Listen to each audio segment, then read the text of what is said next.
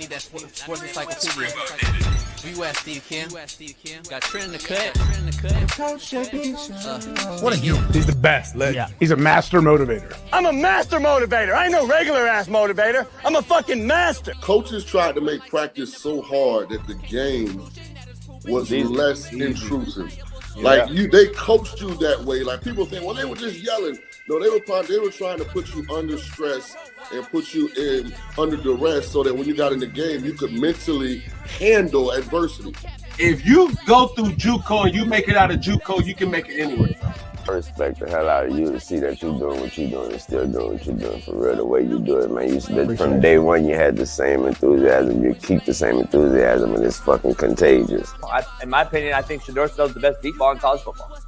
I don't think he's. Can you just say something nice about Shedeur Sanders? I love talking ball. It's nice to connect with guys that are like-minded and just are real and genuine. And I'll proudly stand up next to you all. God bless America. You said belt to ass, T-Red. You got the belt around you. Coach JB Show.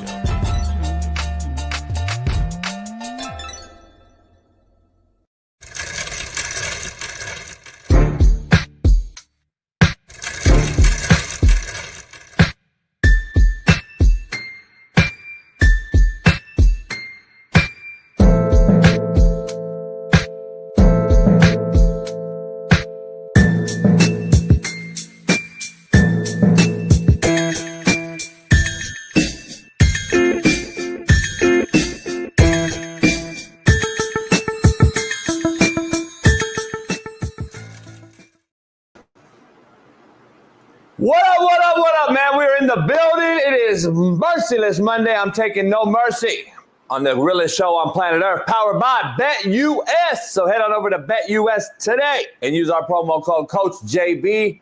It's another Monday, man. Another Merciless one. It is E-Dub, Super Bowl champ Eric Weddle Monday. He'll be joining us later in the show. Plus, Super Bowl champ Shaun King and Matt McChesney will be joining us as well to discuss all things Chiefs Queendom. Yes, I'm rocking the red in honor of Spagnola, Andy Reid, and everyone else not named Patrick Mahomes, because he sure didn't do shit to deserve it. But we're going to dive into it on the realest show on planet Earth in honor of Andy Reid and the Chiefs Queendom. But let's dive into this, man, because it's very interesting.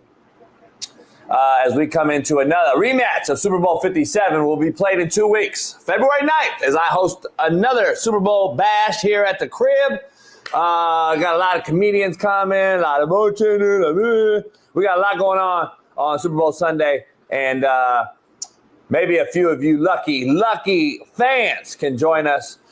If you can act right and do right this week, maybe we'll invite a few random folks as we draw out of a hat.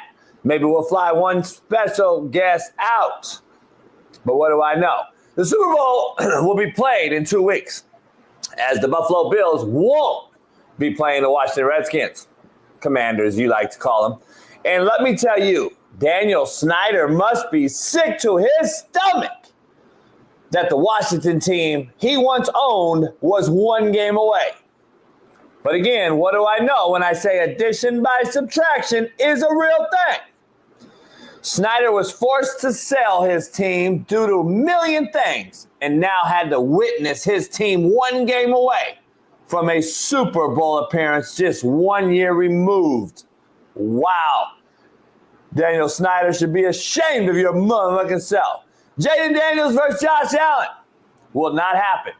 As much as the public wanted to see, instead, it's a rematch of Super Bowl 57 as Jalen Hurts leads the Eagles into New Orleans to play Patrick Mahomes, led by the great defense and led by Spagnola, and a top 3 NFL coach of all time in Andy Reid, the best play caller in football. Let's dive into it, though. Mr. Dalton Kincaid, you dropped the football that everyone now gets to see, magnified over ESPN and all these big tabloids, because last night they didn't discuss it at all. All it was Josh Allen's fault. Why haven't I heard anything about this? Why isn't it as magnified as Mark Andrews' drop? Why am I not hearing about Josh Allen making a great throw, but his tight end dropping the ball? Like I did with Mark Andrews and Lamar Jackson. It is very funny that these two guys will duel it out for the NFL MVP. They went 1-1 versus each other. Josh Allen beat them in the playoffs. But listen, one gets a pass after pass after pass after pass, and one gets destroyed, who just can't beat Patrick Mahomes in the postseason. But in reality, they both had a drop football that ended their respective seasons. But what do I know? We're going to dive into it. But first of all, let me bring in my main man, the Far East Sider, Naptown legend.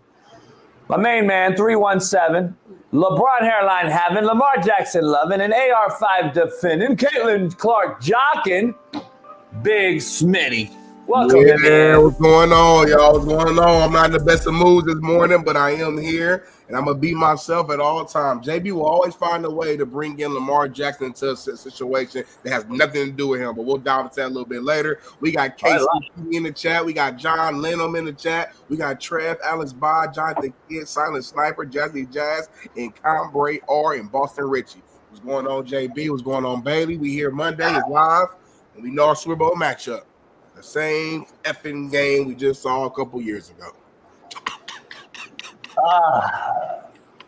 They said right back. I just had an eloquent intro that absolutely has a lot to do with Lamar Jackson. But, you know, macro and micro, that's the two different thinking levels in this whole thing when it comes to Lamar and then versus Josh Allen. Josh Allen's getting destroyed this morning. Lamar didn't get destroyed. All over. Yes, everybody. Yes. All over social media, ESPN. I watch ESPN then, homie, because if they are destroying them, then that's a bad source. Don't watch ESPN. Number one sports source, homie. That don't mean it's the best. I mean, you know that. You know that, homie. X is number one source for news. ESPN, number one sports source. Who can I watch it? Who do I watch it? Homie? Homie, I'm not seeing. I don't know what your feed is. I think your feed. I see Ryan Clark. I'm seeing Ryan Clark saying that Mark Andrews' drop was not the same as Kincaid's drop, and Lamar played better. That's what I'm saying. It's funny. That's crazy, ain't it? Like, whoa. Why we ain't talked about this drop, homie? What I'm saying is, I'm not blaming Josh Allen. I'm not seeing people blame Josh Allen. No, you're not. I didn't say you were. It's not happening, but I'm saying on my X feed, it's ain't nobody dissing Josh Allen. They blaming the refs. Is it? No, they're blaming the refs for put that fist down. You got this feed, homie. This is your feed, boy. They're blaming the refs for bad calls. They're not blaming. My feed is it. My feed is all the people. My feed is all the people. Your feed is it. My feed is horrible, homie. My feed is all the people. You know what I'm saying? I got everybody. You just got one feed, homie. Well, that's my feed of those people, my people. We're not blaming Josh Allen all for the loss. Josh Allen played a good ass game. He can't control certain things that happen. So he didn't play a good game. He didn't play a good game. I don't know what your feed is doing on your side, but my feed ain't doing that, homie. So that's First of all, homie, don't do this. Don't do that. 14 years old, don't know. That look like we got handcuffed, homie. It look like the homie got handcuffed. Don't do that because it looked like my homie got handcuffed like that, homie. Let me break this down. Josh Allen absolutely did not play a good game, so I don't know why you're saying he's a good game. He played a horrible game. Every single aspect, I watched the game. He played horrible, homie. He played a horrible game, homie. Horrible. Back shoulder throws were off. Every ball was low. He was throwing off his back foot. For some reason, he was in rush. The last play that lost the game that Kincaid dropped, he should have went to the motion man and Shakir back to the quad set. We're going to break that down later this week. I have no idea why he escaped to the pressure instead of away to the quad side and just threw it to Shakir, and Shakir has a 20-yard gain, and it's probably game over. Bills win. Hindsight 2020, homie. Yeah, but I mean, that play design was clearly what it was. They lined up in quads, 4 guys. Mm-hmm. They motioned Shakir, which I called in the game, asked Steve. He motioned over, and then he did what we call a whirly or a return motion. He went back to the 3x1 set, which is now quads again. Right. And if you watch the play, it's fucking butt naked. All you got to do is throw to Shakir, who's an athlete, sky in space. That's the Chiefs worthy. And that's what you try to do, get those guys the ball in space. And Smitty, he fucking escapes right. Spagnola's got brass balls. He disguises a blitz and brings the fucking corner off the edge, which nobody would do in that situation but Spagnola. And guess what they did? Josh freaked out. He tried to be an athlete that he is. He goes to the pressure and just has to throw one up. Freak of nature to get that ball to Kincaid. Freak of nature to get that. That was crazy. Kincaid drops it. And everyone, if you watched the game, Smitty, last night, look at the commentary. As soon as the game ended, it was Josh Allen's fault, homie. I didn't hear shit about Kincaid. I think Tony Romo was the guy. He was like, he should have got to catch that. That's what I heard. But maybe my feed was different. Way later. But after the game, it was Josh Allen can't get over the hump. He's 0-4 against Mahomes in the playoffs. That is true. That is true. Yeah, I know. I get it. But I'm saying, you know how it is. Like, the quarterback is going to get the blame. Like, you talking like Lamar ain't got no blame at all. No, Lamar got to figure out a way to get over the hump, too, regardless. Lamar didn't get no blame after that loss, Josh Allen is 0-4 against Patrick Mahomes in the playoff. This is the only – I think I saw a stat on – we've had a player score playoff games as a starter against another quarterback. Like, I'm gonna find the exact stat and send us a base so I can get it in there. But like he can't get past them for whatever reason, whether it's coaching, whether it's whatever. It's a fact. Here's the difference: Lamar didn't get this heat. I don't know. Lamar's been to one play. Lamar's been to one AFC title game, homie. And how many times has Josh Allen been to one? Twice. And we keep talking about this. They both lost. It's the same. They both lost. I get it. But I'm saying the games didn't go the exact same, though, JB. So like the conversation's not gonna be the exact same, is all I'm saying. And you got a one situation, and it's not about who played better. I'm just saying, in the Ravens game, they drove 88 yards down the field, scored a touchdown, and it was too big a version. Lamar slightly underthrew it, but it was still a very catchable ball, and he didn't drop it. So yeah, people will remember the last play of the game. With the Bills play, it was like you said, it was like a fucking just threw the ball up, cross our fingers. He should have caught it, but it wasn't. It's not the same. It's not the same exact like scenario. So the conversation may be different. I'm not blaming Josh Allen for that game. I think some calls went in the favor of the Chiefs personally that we saw that we could dive into here in a second. The first down, I thought it was a clear-cut first down when they went for it on fourth down when Josh Allen ran for it. I thought it was a clear-cut first down. And that intercept, the deep ball, the 50-50 ball that they gave to the Hollywood Brown, I think it was Hollywood Brown in the Chiefs, when it was a clear interception, went down, elbow hit or ball hits the ground. As they hit the ground, I believe Brown kind of put his other arm in and snatched it away. They called it a 50-50 ball. But when you watch the replay, it was clear as day. It was a pick. Those two plays literally changed the game right there. Momentum shift on that first down QB sneak that Josh Allen had. And then on that pick that went in the favor of the Chiefs, they ended up scoring on that one as well. Those were game-changing scenarios in play. So I'm not blaming Josh. Josh didn't have his best game in the world, but he didn't have any turnovers. He didn't play, to me, you're looking at it from a different lens, from a defensive lineman perspective. Josh Allen, to me, didn't play horrible. He played well enough to win the game, but a few plays here just didn't go in the favor of the team. You know football, homie. Josh Allen fumbled the fucking ball 4 times yesterday, homie. 4!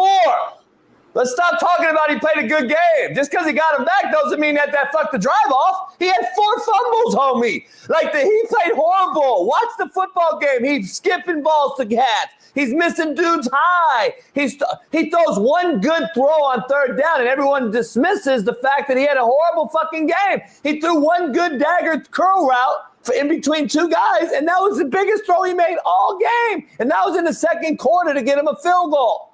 He played horrible. I'm just telling you, that's not the Josh Allen I expected. I expected the MVP to show up.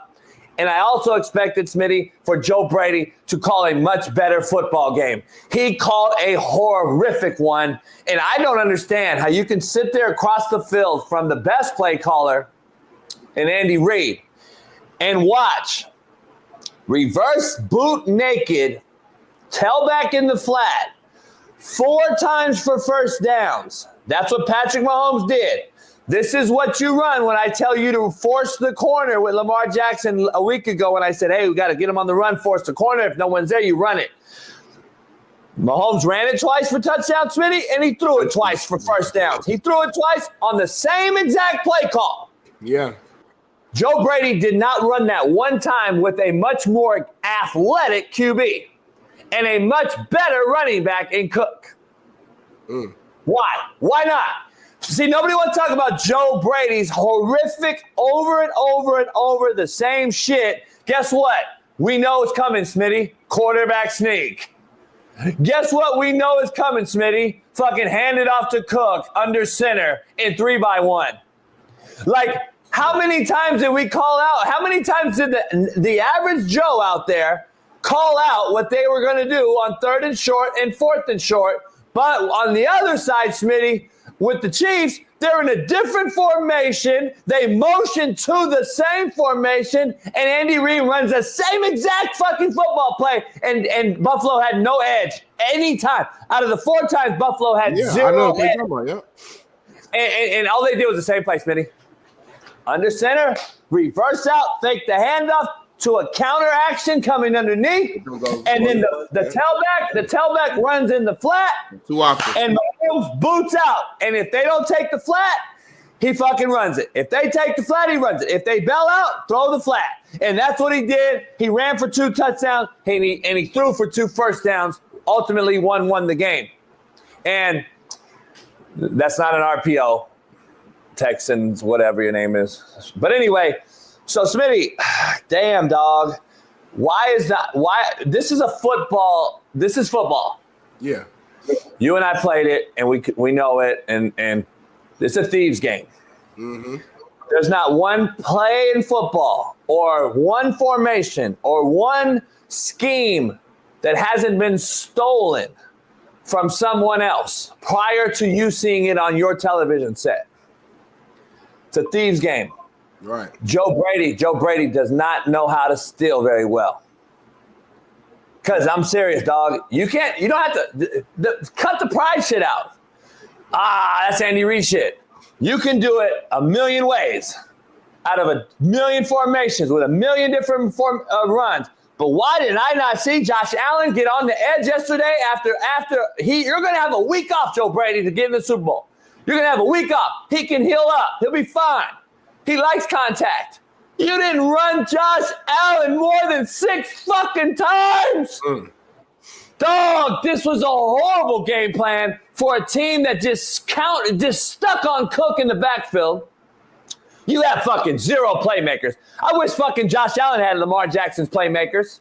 Holy shit. They got a guy, Shedeur is their only guy who's in. I mean, Josh Allen had better playmakers the last few years, and he still was the same results, and they lost too.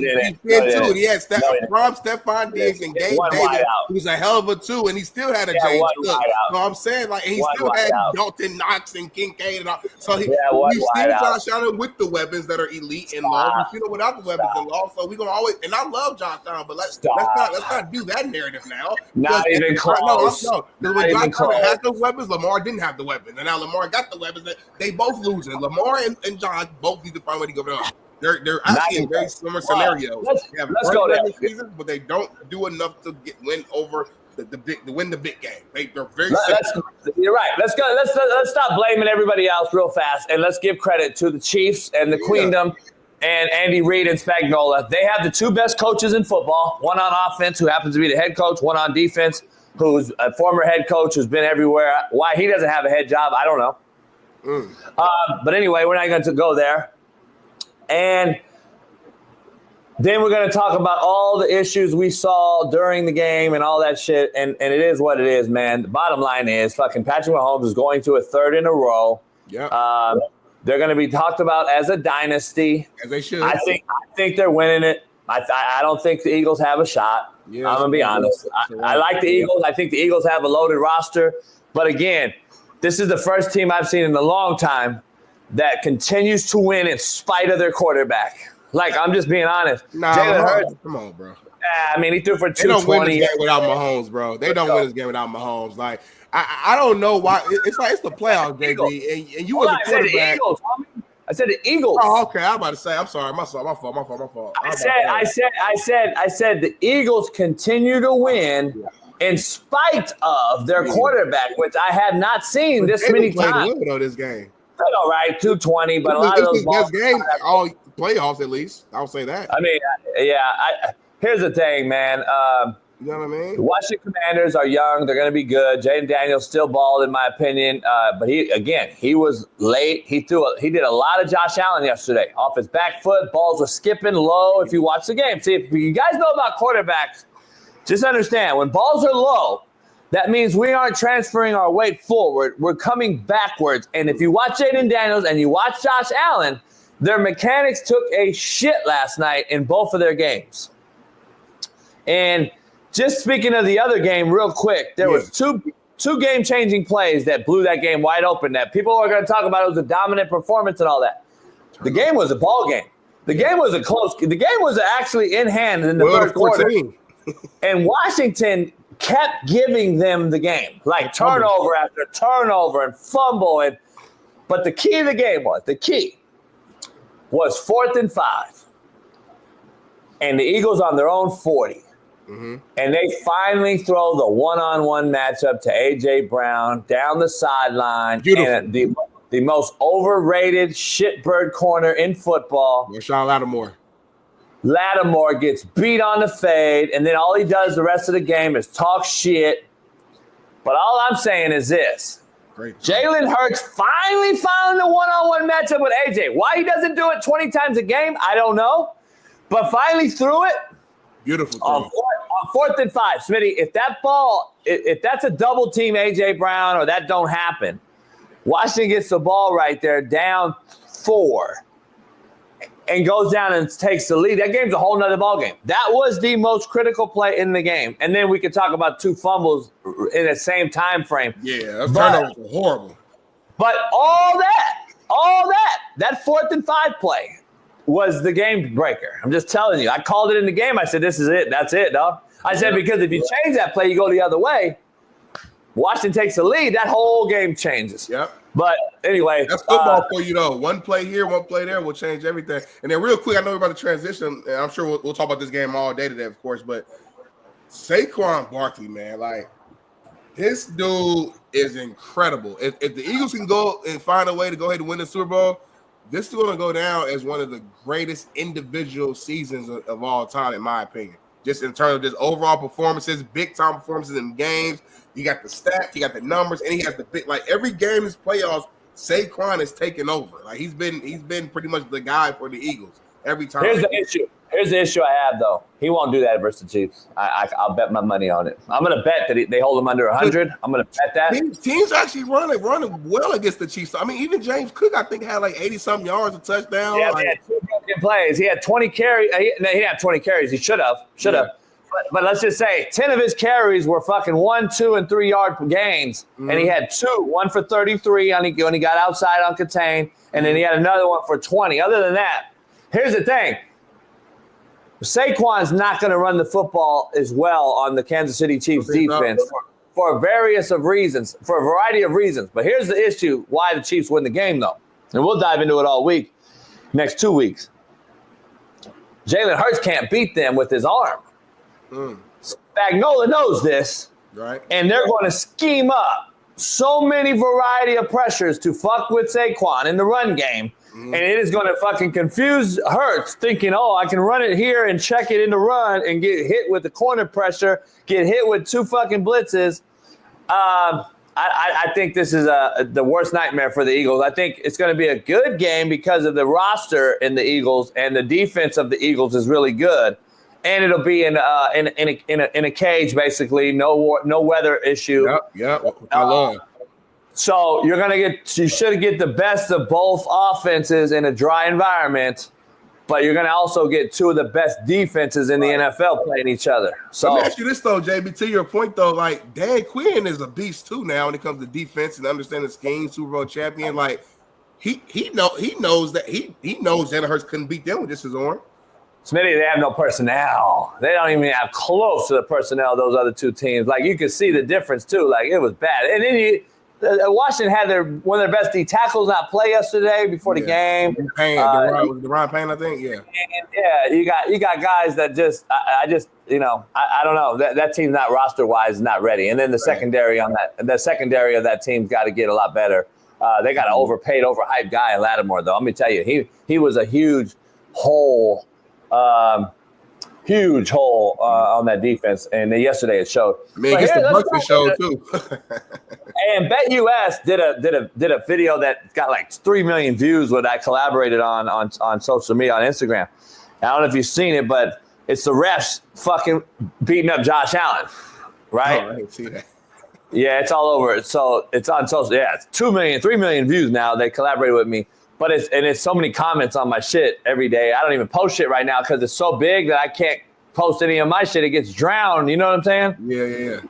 But it's the refs punching Josh Allen, fucking him up. Maybe Bailey can find it. It's huge on there. But Smitty, that's what happened again. 2 referees are ahead of the line of scrimmage on the 4th and 1. I'm watching the game, and I'm like, that's a first down, not even close. Josh Allen's back. The ball is across the line. Easy. I mean, that's what it was. Easy. I mean, it's not close. It's what it is. But the play before that, the catch.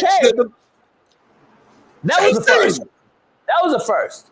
But let's dive in. Can we talk about brass tacks and why no one's talking about this morning that I brought up? I stood up right here and I was like, let me do a video. Steve, film me. Didn't get it done because I spilled my drink. Ash fucking spilled it. But anyway, and then my boy Parker was hitting it. It got on him, and then it turned into a shit show. But I stood up. That's Steve. Does anyone want to talk about there was a flag thrown when Kincaid dropped the ball on 4th down? Can anyone talk about it? Can anyone ask me? Do you know there was a flag on this play? Ooh. In the backfield? I did not see that. So soon as he dropped it, they throw a flag in the backfield. Okay. What you saying? In case he caught it. You a bad boy. I'm not lying, homie. And I threw up. I said, what the fuck is the flag on? And then they pick it up when he dropped it. Jason, you lying right now. Go look it up, homie. Go find it. I'm not lying. I'm not making it up. Hold on real quick. So you telling me? No conspiracy, homie. This ain't no conspiracy, homie. First of all, you catch a ball past the 1st down marker. Don't call it. You line it up, which you don't review it. Why does the Chiefs get an automatic review from the booth? And then they before they have to actually throw the flags from the coach, they say, oh, it's okay. New York told us it's okay. Why does the Chiefs get that, but Buffalo don't get an automatic review on either the catch or Josh Allen? They have to throw the flag on it. Why does McDermott have to throw the flag on it? And then there's a flag in case Kincaid catches the ball, but then they just wave it off. No explanation on what the flag was. You cooking right I'm now. trying to find out why there wasn't no. This is what BetUS and I collaborated on, and there's over 3 million views on Instagram on this. And I'm gonna be honest. It will be Is that not what happened? Is that not what happened? Is this not what happened? Look at this, Jason. Okay, but how about this though? Did that ball not trajectorize? That's not even a word. Did that ball not trajectorize itself back into his body off the ground? Yes. Number one. Number 2, I get that the tie goes to the runner just like baseball. Right, we all know that. Offense gets the ball if it's a cool. In full speed, I thought it was like a 50-50 ball. I didn't know. I didn't look at this. I was at the homegirl house. Wife's watching. I didn't watch the replay until like early this morning. I'm like, hold on, this wasn't on 50-50. This was a pick. He grabbed onto it afterwards. But go ahead, JB. I'm sorry, I wouldn't cut you off. Nah, I'm just saying, man.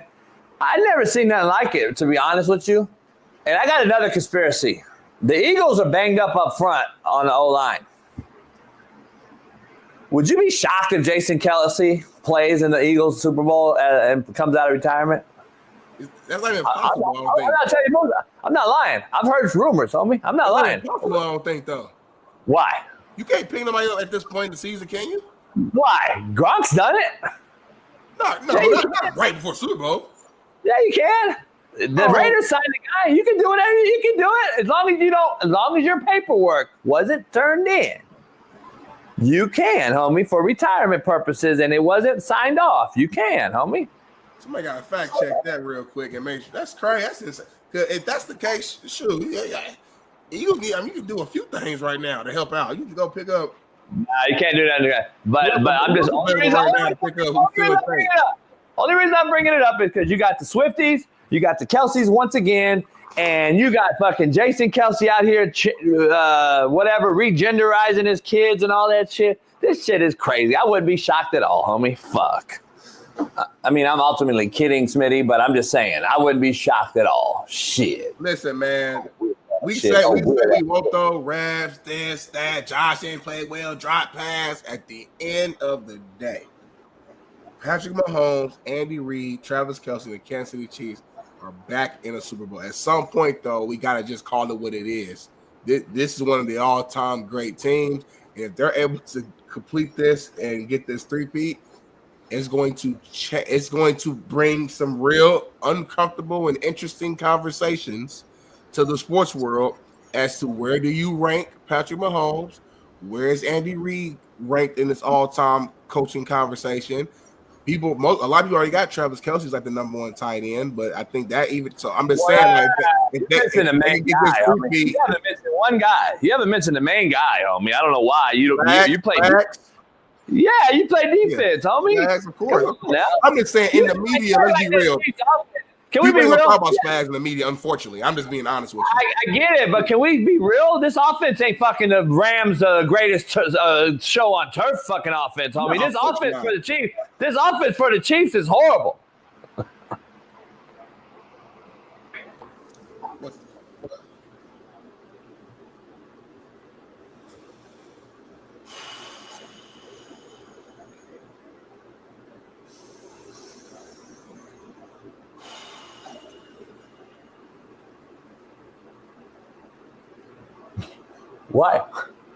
Why is Roger Goodell laying across like this, homie? Like laying down, like laying it out. Because he the one with the money, you know what I mean? He the one with the power. He the one with the he run this whole operation, you know what I'm saying? Keep his leg though, and in the bed though. Like grandma, like he running the whole. Hey, bro, AI getting super scary, and we're at the very beginning of it. This is getting scary. I don't want to know about it. In 5 years, they're gonna have videos. Coach Jason Brown was seeing Rob in the 7-Eleven and gonna look just like you. You gonna pretty soon you'd be like, AI, send Shaniqua dick pic, and then it's a way bigger one, though. Right. It's a whole nother dick. But that dick is yours, though, and then it helps you out. So there is a positive side to AI. There's definitely a positive, but there's a lot of negative to AI. Well, what happens when she get over and it's not the dick? Hey, it's too late now. You gotta fuck. So I mean, I don't know. She got to fuck. I think they gotta fuck. It's too late. She already drove over there, hour, LA traffic. You know what I mean? If he's smart, if he's a true hustler, though, the light's gonna be off anyway. So she's not even gonna get a chance to see it. She's gonna just feel it. Smitty, let's dive into the quote of the day, man. We got a loaded show today because there's so much to discuss. We'll dive back into the Washington game. But before we do that, Smitty, we have a new segment. Mm-hmm. And it's called What's Happening Now? Okay. All right. Ooh, my people. What's happening now? The girl over there is white. She mixed. What's happening now? Brought to you by Prize Picks. Head on over to Prize Picks. Use the promo code, Coach JB. Smitty, what's happening now? Explain to the homies what's happening now will be about. Yes, sir. So what's happening now is going to be a new segment that we do daily where we bring in a popular topic. It might be, kind of in pop culture, something that's just newsworthy that JB and or I would like to talk about. And current event. Exactly. Yeah. Exactly. It could be any topic at all. So, JB, what do we got today for the first time ever on this What's Happening Now segment? Teacher of the Year goes to Elizabeth Hill Brodigan out of Roosevelt Elementary School in Brevard, Florida. The Roosevelt Elementary School principal is 47-year-old Elizabeth Hill Brodigan. She faces one felony charge of child neglect contributing to the delinquency of a minor. Brevard Public Schools, Florida.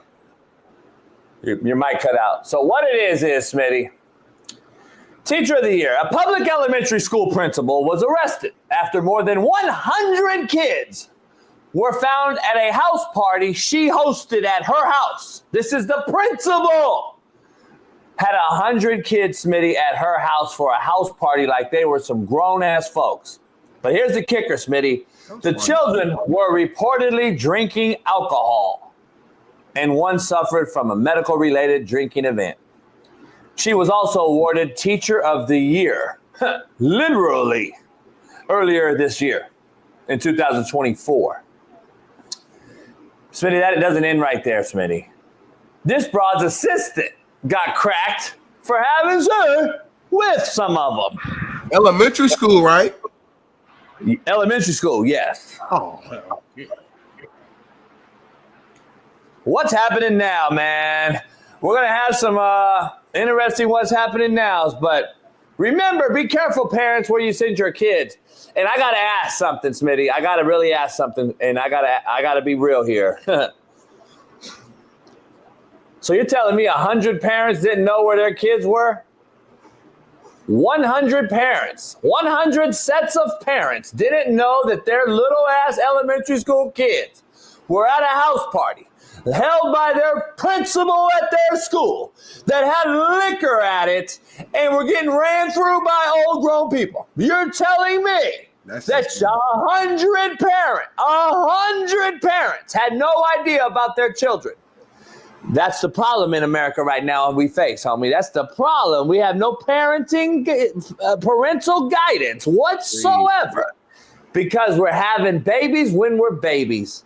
And I'm just telling you, when you got young parents who also want to live life and go out and do their own partying, they throw their kids, bloop, go ahead. Here, take them. Thank you, and pull off. A lot of these motherfuckers shouldn't have babies, homie. A lot of people out here I'm seeing just should not have kids. They shouldn't.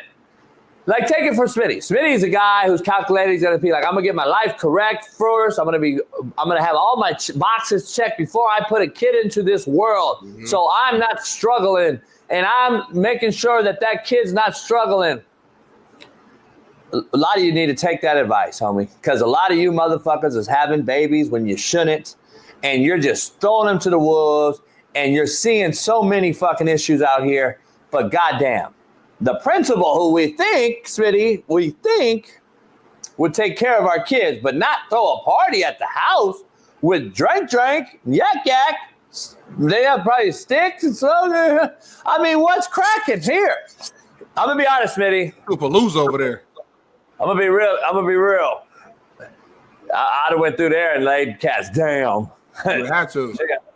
Yeah, shit. It's elementary, homie. It ain't like, I mean, it's wrong regardless, but I'm just being real. These, 17, 18 high school kids, it's still wrong, but it's a little different conversation. It's elementary. Yeah, see, there's a difference. I might have been over there like, hey, you little boy, what up? You got some pussy? But not. They 7, 8. Nah, it's elementary, homie. First grade, second grade, third grade. These are babies. If my son's a star quarterback, you crack the principal? Hell yeah, boy. Different conversation. I'm just saying. I'm just giving you perspective. I didn't say it. 16-year-old son. I didn't say it. I'm just saying.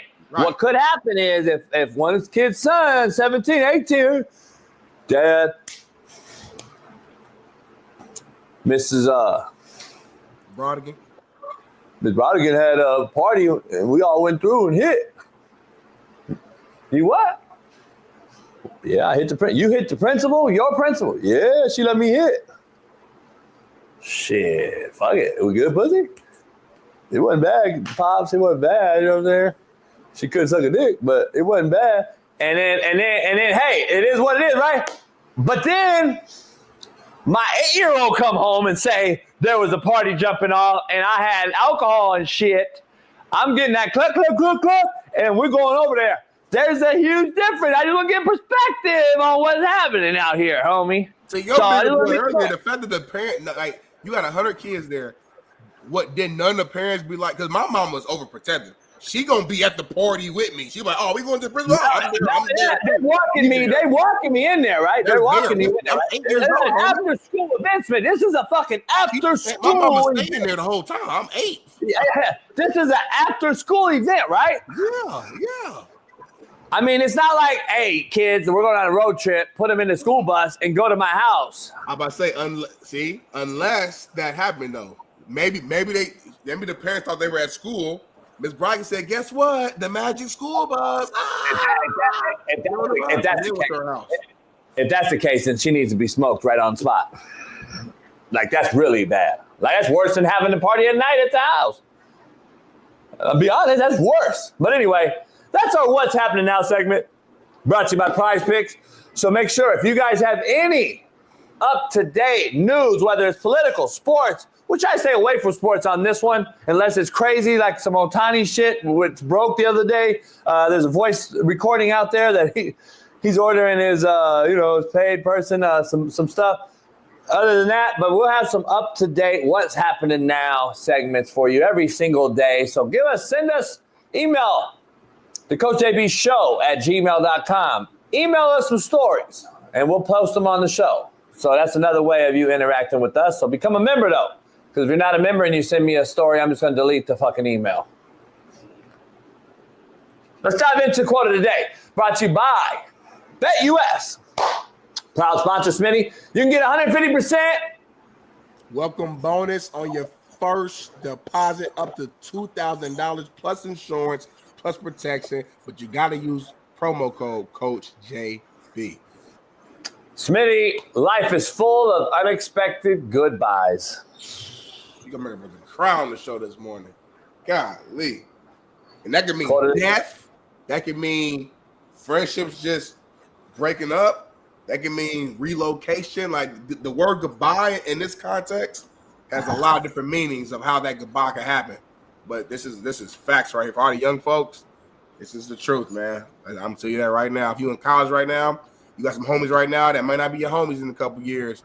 Or maybe they are your homies, but y'all just got different lives. They on the East Coast, you on the West Coast. They building their family, you doing your life. Some people every year, in my situation, somebody passes away, unfortunately. That's life. So this right here this is just a real one. Yeah. Unfortunately, that's the quote of the day. Contrary to belief, brought to you by Prize Picks, Smitty. No one is perfect. That's why pencils have erasers.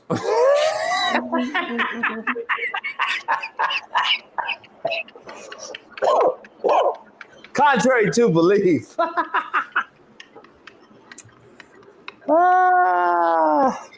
That's top 19. I like that. That's top what? 19. I like that. Top 19. Yeah, I like that. Smitty, a little update on myself before we get into our poll question and before we take a commercial, before Big Matt joins us. So after Marcellus and the spree incident with Ruben, I went Saturday, and I went down there. I had a guy, electrician, meet me to put in a heater. So I had an actual big heater, put in a 120-volt heater, and it became a lot of drama, a lot of rewiring, a lot of whole thing. Labor would have cost me fucking $1,000. We had to rewire, put a converter in, and all kind of shit. So I said, you know what, scrap it. Let's just fix my table and a little thing. So then they left, and I cleaned the boat for about 2 hours by myself, scrubbed down the deck, cleaned the whole boat. Outside, too, from when I hit the two motors, we got some scuffs from when Ruben and Spree pushed me my $200,000 yacht into another boat. But they're the homies, so I gave a pass. So then I went down. I was almost in the water, homie, scrubbing that shit. I had to buff it out. I had to buff it, all the scratches out. But that's why gel coat's great, because you can get it out if you scrub hard enough and work it. So anyway, beautiful day, beautiful boat. Not a beautiful day. The day turned quick on me. So I said, you know what? I'm going to go out by myself. I'm chilling Saturday. I'm not doing nothing today. I'm out. I go and get gas, Smitty. You know where I go, like kind of you saw it when we go out. And then the shitter was full, and I wanted to dump the shitter. Yep. Shout out to Randy Quaid. He was fucking on Instagram or something crazy. He's going viral. I don't know what's going on with Randy Quaid. That could be another one, Bailey. Another What's Happening Now. Randy Quaid. We got to look into that shit, homie, because there's something going on with that. When Antonio Brown brings it up, something's up with Randy Quaid. But Randy Quaid's famous for the Christmas vacation and saying the shitter's full. And he's out there dumping his shitter all over the driveway.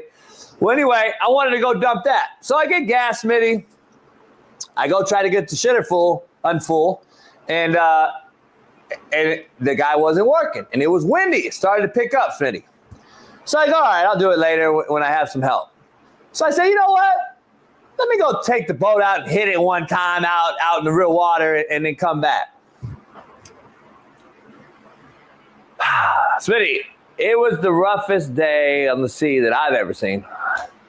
And I saw two, not one, two sailboats get capsized right in front of me. Now, they weren't big sailboats, Smitty. They were like the training ones that they teach. And it was a fun day, Smitty, because the kids were laughing. They were getting flipped over. They could literally, they're so small, Smitty, they could flip them back over. They were training. So there was like 10 of them in a row. They're getting pulled, big boat. They train the kids, and they're riders. They're out there in that rough water just getting flipped, laughing and shit. White people shit to the full. Yeah. To the fullest. But I'm looking around like that one commercial again, like Steve Kim was looking. He was just watching everything go down. And then, and I'm trying to film it, Smitty. I'm getting rocked so bad, and I'm trying to go through. I'm like, let me go back in, homie. So I got to try to come around. Yeah. Man, I'm like, damn, I'm by myself, homie. All I see, slow motion. My cup holders, they're metal, by the way. They're metal aluminum cup holders in the front where you sit in the front. Yeah. The motherfucker shot out of the hole, and I'm seeing it slow motion, like, what the fuck? Then my anchor door flew open and it bang! And I'm like, oh shit. So I put the boat in neutral, run up there to close it so I don't break it. But remember, if it's rough out and you put your boat in neutral, you're just sitting there getting rocked now. You're not fighting through nothing. Homie, my boat I thought I was getting flipped, homie. I was like, Smitty, I'm not even in the real water yet. I'm in the harbor. I never seen the harbor that fucking rough. And I'm just looking up and I see these nasty clouds and I'm like, oh shit. And homie, when I tell you, there was thousands of sailboats coming into it. That's what they want. They like that shit. I was like, the power boats are getting out, Smitty. The sailboats are going in. Sailboats want to go into that shit. That's crazy. That's insane. Smitty, I get the fuck back in the harbor into the fucking no wake zone, homie. Get my ass back to the fucking crib. I was like, I'm by myself. I got shit popping out. My shit was, homie, I was like this. Boom! I was like, damn. I was cool with it because I'm white. But after that, obviously you wasn't cool when you turned around in park. So luckily, thank God that God put you around a lot of brothers growing up and sisters to where you got a little bit of sense in the back of your brain and know, let me turn around and go park so I don't die today by myself. Hey, so I thought I filmed the two boats getting flipped, but you got to see the real camera because I was trying to film it, but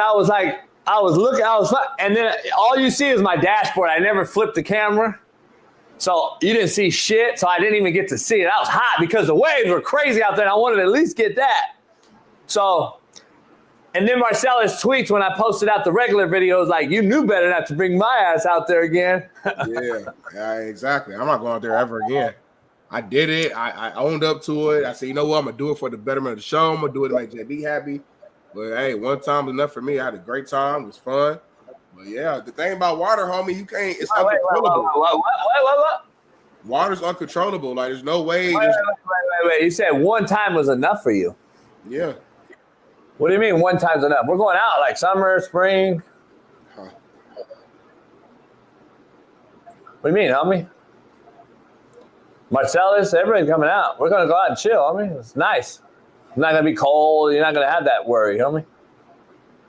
This motherfucker really scared. That's crazy. But anyway, Smitty, can I give you a little update on the weather? Yeah. Joe Court. Now, all I'm hearing is February is about to be crazy. Yeah. This is all I'm hearing. Joe Court, you get to correct me if I'm wrong. But I've heard like from like the Utah line all the way across to the Carolinas at that level. Up is supposed to be minus 10 to up to 30 degrees. Cold weather. But I've heard everything down below that line from California to Florida in the month of February is supposed to be 80 and 90 degrees. Is that real shit? I gotta know, man, because I'm seeing and looking up some shit. It's supposed to be 80 and 90. If it's 80 and 90 in February, Smitty, I'm not doing a show every day on the boat. I'm just telling you right now. If it's 80s and 90s in the month of February, first of all, we're all probably going to die. Second of all, because something big's coming. Second of all, God, yeah, exactly. Coming back. I'm going to be here in my apartment praying. No, we're going to be on the boat. No, but you can be on the boat. We can still do a show like this. I'll be right here, safe and warm in my beautiful home, and you'll be on the yacht and the boat trying to keep everything maintained. You can bring. Hey, look. See, I'm not lying, homie. I told you. Nah, Max ain't the weatherman. I need Joe Cord. I don't trust nobody else in this chat with weather other than Joe Cord. Joe's not here right now. But Max lives there. I don't care. I don't trust it. So the dude that's out in the weather and it was 20 who lives there, he don't understand. He said it makes no sense. I need somebody who can actually make it make sense. Joe Cord can break it down, like this is the reason why. Boom, boom, boom, boom. Max Hess, he can explain some betting stuff to me, some betting tips. He can't explain weather. We got to know our strengths on this show. Know our strengths, know our weaknesses. But he lives there. He can feel the weather. Well, everybody's skin different on me because I got another homie out there who said it felt fine. So I can't trust that. Max is real skinny, small. Like, I can't trust that. He cold right now. It's 50. No, it's 75 there. Yeah, he's cold. Smitty, the poll question brought to you by BetUS. Who will win the Super Bowl? Oh, I'll be quick on this one. Who will win the Super Bowl? I'm going to say the Chiefs, dog. It is what it is. They probably win 4 in a row. They're probably going to win 4 in a row, maybe 5 in a row. I don't know. NFL's so shitty and watered down. The Chiefs may win 4 or 5 in a row. They might not lose another game for 3 years. I don't know, man. It is what it is. Queendom, stand up. You got it. Listen, man. We got one more chance of somebody saving us, man. I will admit, I am a Chiefs hater, and I'm okay with that. I'm going to own it. I am okay with that. We've went through the entire Marvel universe on the Chiefs side. I'm comparing this. I'm taking this to the cartoon world. I'm taking this to the animation world. The Chiefs have fought through all the Marvel characters on the AFC South and went through them. Whether it was Josh Allen, Lamar couldn't get there. Burrow didn't even make it into the conversation. All the guys who could possibly beat them, the Chiefs either went through directly or natural things happened to where they didn't even get to them. We got one more chance right now for somebody to save us all. And we're going to have to leave the Marvel universe and go to the DC universe. And the person that can save us from another Chiefs championship is Superman Saquon Barkley. He is our only hope right now for this dynasty, for this three-peat not to happen. He's the only person I trust that can go out here, run for 180, 3 touchdowns, control the game clock, and beat this Chiefs team. You can, if you watch the playoffs, teams can run against the Chiefs. They can do it. I understand what you're saying, what the scheme's going to be, Spag, what he's going to try to do. But listen, man, nobody stopped Saquon all year long. I don't care if it's great defense, bad defense, whoever they win against, that he has not been stopped all year long. So to me, if there's any opportunity for the Chiefs to lose, it's going to be because of Superman Saquon Barkley. And that's what I'm hoping. But I think the Chiefs are going to win this game. So you just said a lot of nothing. I don't think Saquon can win enough. You have a guy like Jalen Hurts who you paid big dollar to, and we're sitting here acting like we didn't pay him. He ain't Purdy. You paid him already. You got to start demanding greatness from a guy you pay $150 million to. I mean, that's just real brass tacks. We give too many passes out here for guys we pay. I'm just being honest. Dak Prescott and Kyler Murray and fucking Sunshine Trevor Lawrence and all these motherfuckers that got paid that are overpaid under-deliverers. We got to start holding them ass to the carpet. We got to start holding them man to the fire. Their feet to the fire. Like, let's call it what it is. The Eagles win in spite of Jalen Hurts. It's straight up, dog. He had a 220-yard game, and everyone acts like he bounced back, JB. He had a great game. No, he had a normal average football game in the NFL because the last 4 games of his have been so shitty that you're like, oh, 220, Coach JB, he was legit. No, he wasn't. Mediocrity is the new excellence because you've seen 4 weeks of him throwing for 53 yards, 89 yards, 120 yards in the NFL, and everybody was sitting here like, fuck, this motherfucker's shitty. Now he throws for 220 and he's the GOAT again. Perspective is everything, dog, and we got to stop. I'm just being honest. He played well. I understand you're saying, like, he's been playing so bad that this game seems amazing. I'm not saying he balled out, but Jalen Hurts was a reason why they won this week. This was one game where Jalen was a reason they won. He wasn't the reason. The reason was a 65-yard throw he did A.J. Brown, who threw the ball. Yeah, that was a play that broke the camel's back. Yeah, okay, that was a camel. But I'm saying that's not the reason. Saquon Barkley, they ran for 300 yards and 7 touchdowns, Smitty. That was a record. They ran for 7 fucking touchdowns last year. Jalen had 3 of those. They ran for 7. I think Jalen had 3 of those. Smitty, Jalen don't get the read option unless Saquon is getting stuffed in A-gap and he has to pull the football. Let's be honest. Listen, Come on now. You hear my whole spiel? I said Superman Saquon. Come on now. I get it. I'm just saying this individual game, Jalen Hurts was a factor in them winning is what I'm saying. Versus the other games, to your point, it's like, nah, he didn't really do much. It was all Saquon, all defense. I can't say that with this game. Jalen actually, especially in that first half, he was making his throws. Smitty, we're talking about the Super Bowl. Are you going to just forget the other 3 games? You can't sit here and say that the Eagles are in the Super Bowl because of what Jalen Hurts did. We're on the same page. We're on the same page. I got in the Super Bowl in spite of Jalen Hurts. Let's just be real. Because let's be honest, the Packers could and should have beat them. The Rams should have beat them motherfucking asses in the snow. Yeah, but. And then last week, the game was never close because of turnover. 2 big plays. They just kept fucking giving them the football game. The Washington did everything they could, and they were in the game. People see the game different, and they see this 50-point shellacking and 50-burger put on them. You look at the game, and then midway through the third quarter, we're watching this game like, fuck, Commanders are in this motherfucker. If they don't give the football, it was like, yeah, that was right there. They don't give the ball away, homie. The Commanders have this game, and they have a shot at it. But what do I know? Though. You know what you just did? The Eagles should have lost. They should have lost. They didn't. That's football. Like I said, same about every other team. Chiefs should have lost. The Bills should have lost. That's football, homie. Play here, play there, call here, call there. That's what it is. So they're here now. Last time Jalen was here, he balled out. He had that one bad fumble, but he ran for 3 touchdowns, threw a touchdown, threw over 300 yards, outplayed Patrick Mahomes. So last time he was here, he balled out, but they just wasn't enough. But they did not have Saquon Barkley with him. So we'll see. Yeah, true. We'll see. We got Matt McChesney on the other side. We got to pay the bills. We'll be back. And let's do a quick one, Smitty.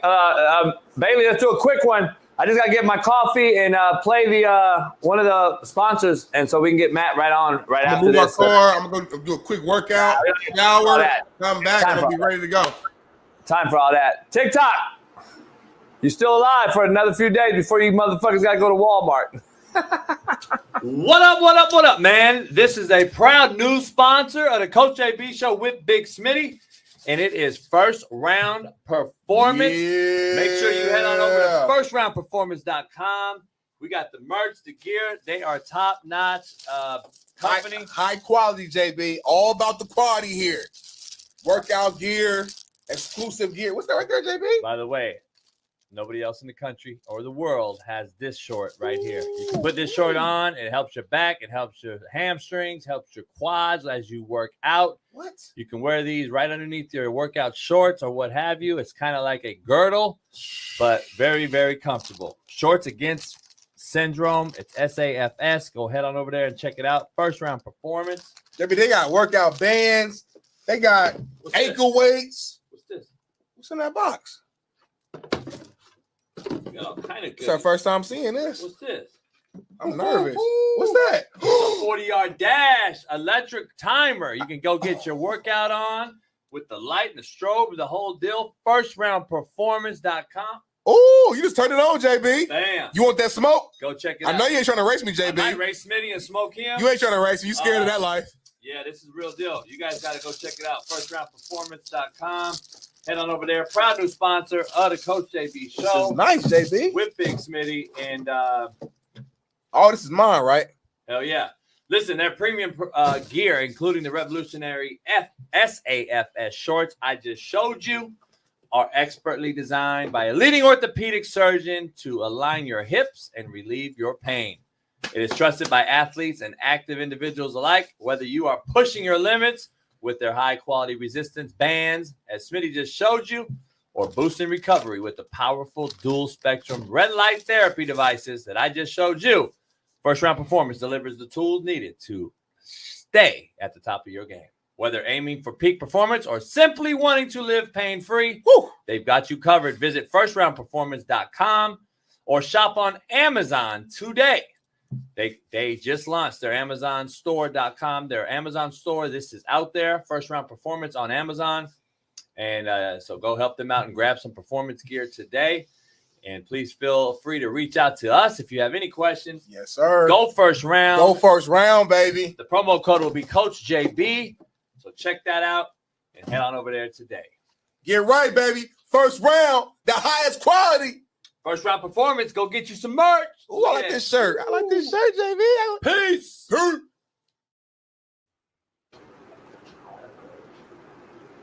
You back, homie? You back?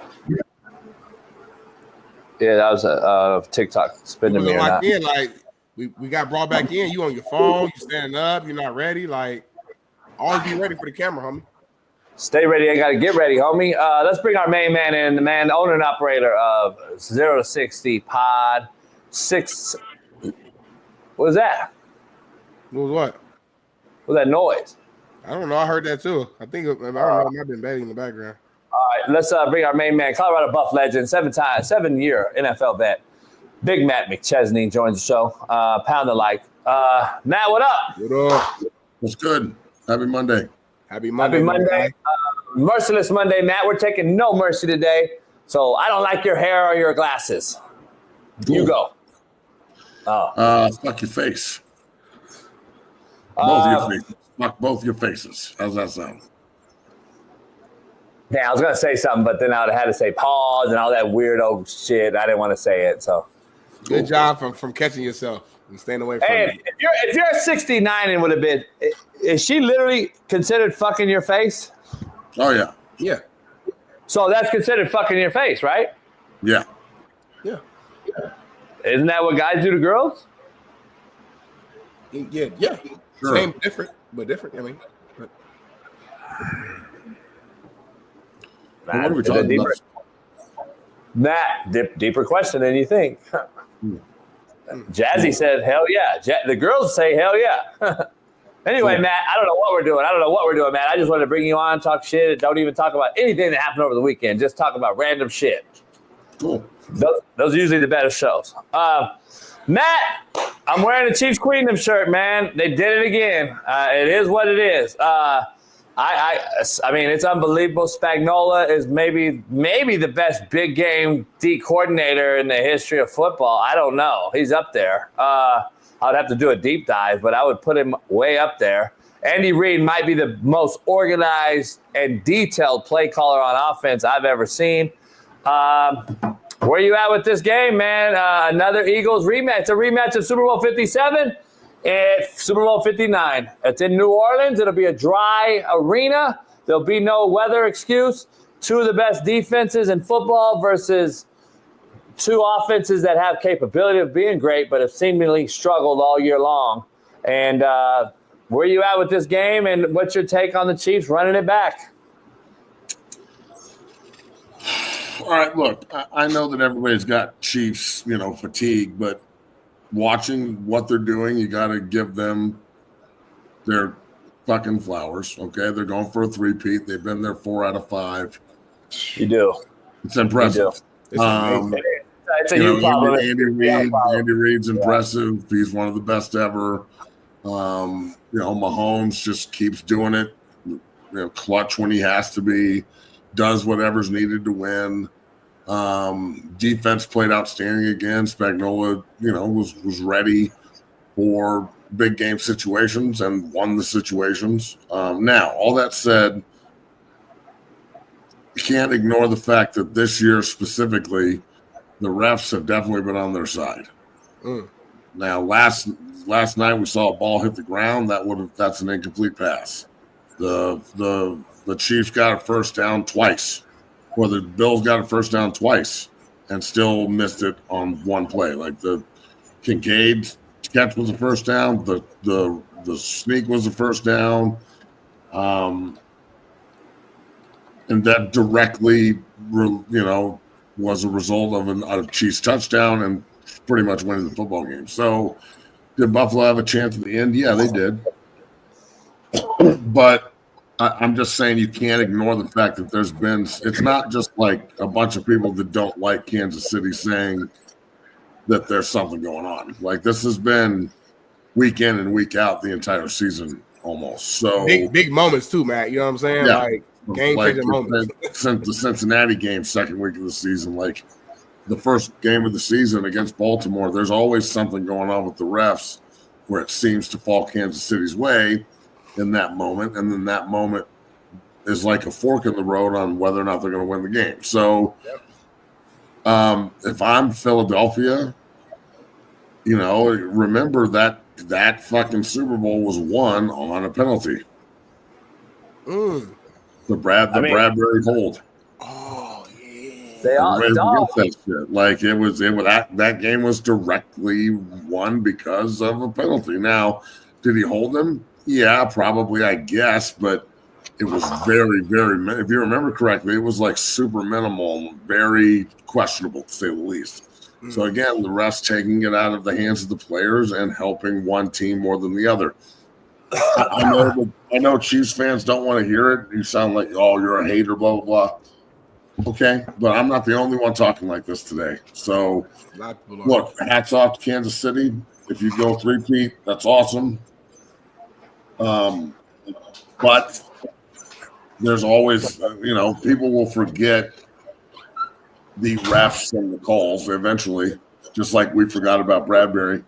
So, this all that really matters in the end is a W. And I guess if you're Buffalo, you got to get 2 yards. But then again, the football player in me says, if we can't get a yard in multiple fucking, 2-point conversions, like the lack of creativity with the fucking the tush push is really bothering me. Like Philadelphia's lack of creativity, and then like Washington being penalized for trying to stop it, and then that was 2 minutes of me just watching TV and like losing my mind. Like, what the fuck am I watching? And I'm an offensive guy. I'm an offensive guy. It's disgusting. It's disgusting because you play both, you coach both, you understand both. I do the same as a head coach. I'm looking at. I don't have any favoritism anymore. I don't have a problem necessarily with a quarterback sneak, bro. I have a problem with like they did this 5 fucking times in a row. Like we can't do anything else on 4th down than just line up and sniff buttholes and fucking push each other. My question for you, Matt, because you're O-line and Buffalo just their sneaks were terrible. Like run 3 yards lateral and then try and go forward. There's no play action off of it. There's no like reverse snap the ball up and throw it over your head. Like fucking throw it to the other guy and go score. Everything is pulled out right there.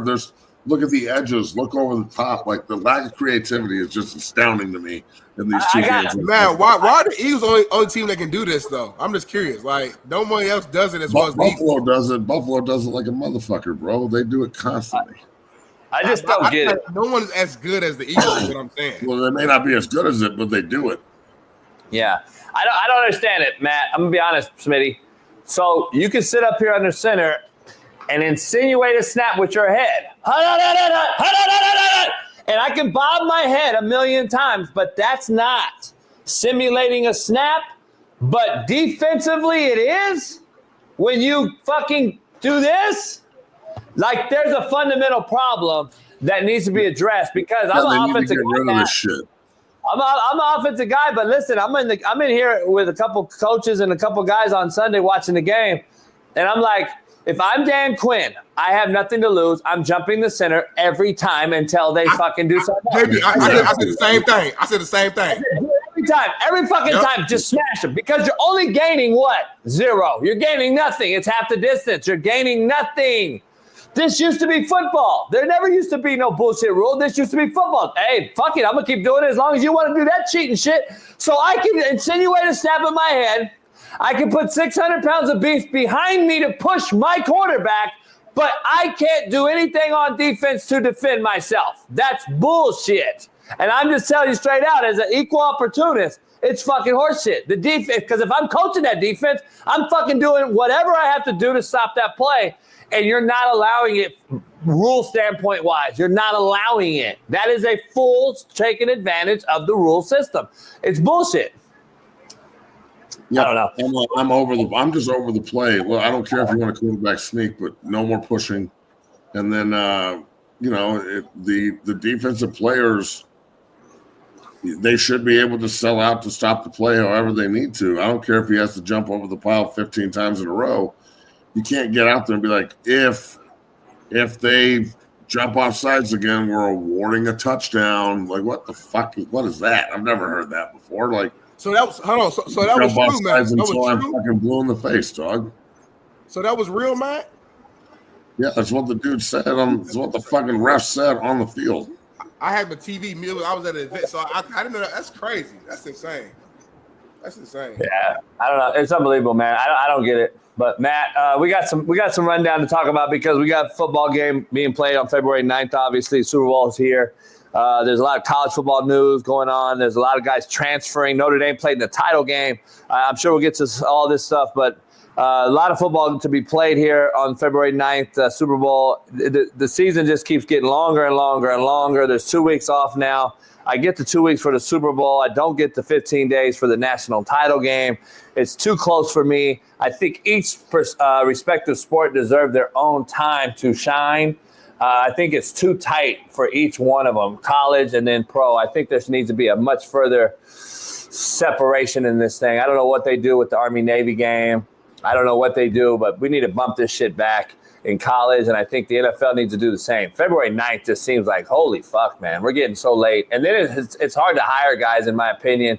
I think coaches get lost in translation in the NFL hiring process, and then I think we're sitting there poaching guys from teams that are in the playoffs, which I don't think is fair to the playoff-earned teams. And then I think the teams that aren't in the playoffs get to poach and be shitty bottom feeders, and I think there needs to be one solid date, one solid rule.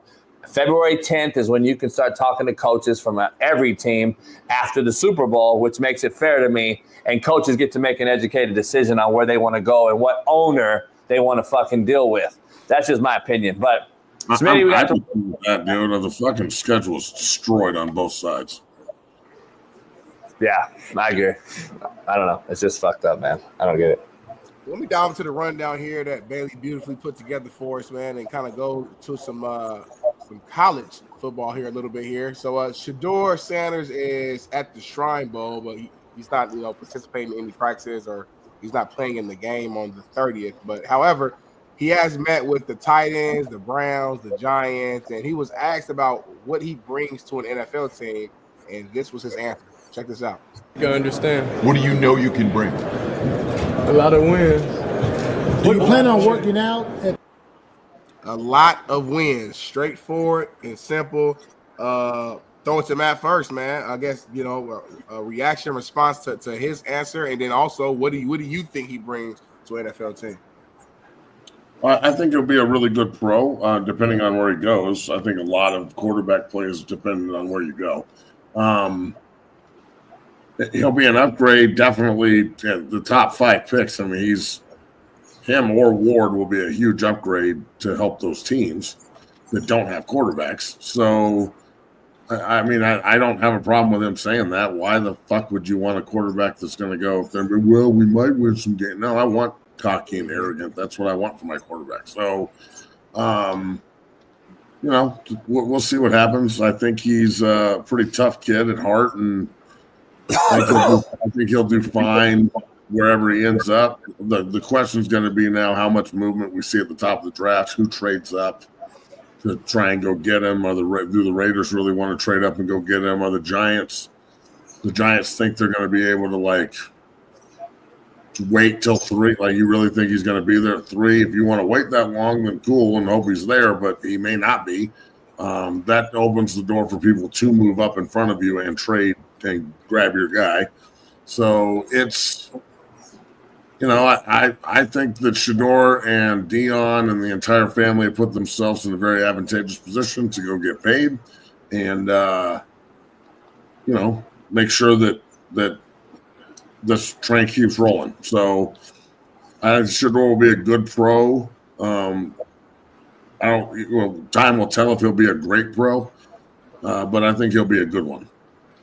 Yeah, agreed there. I think situation matters the most, and which situation will be the most, I guess, conducive to his success. I don't know. I mean, the top picks here. I think it's the Titans at number 1, Browns 2, Giants 3. Shit, I want to go. If I were him, I want to go to the Raiders, bro, and play for Pete Carroll. Yeah, me too. I'm hoping that Vegas finds a way to move up and draft. I agree. So we shall see.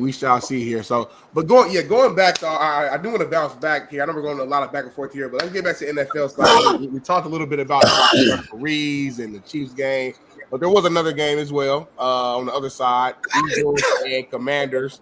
On the NFC side, man, as JB stated, the game was actually a game for about 2.5 quarters, contrary to belief. But then it obviously got ugly, and we see the final score here. The Eagles ended up winning 55 to 23.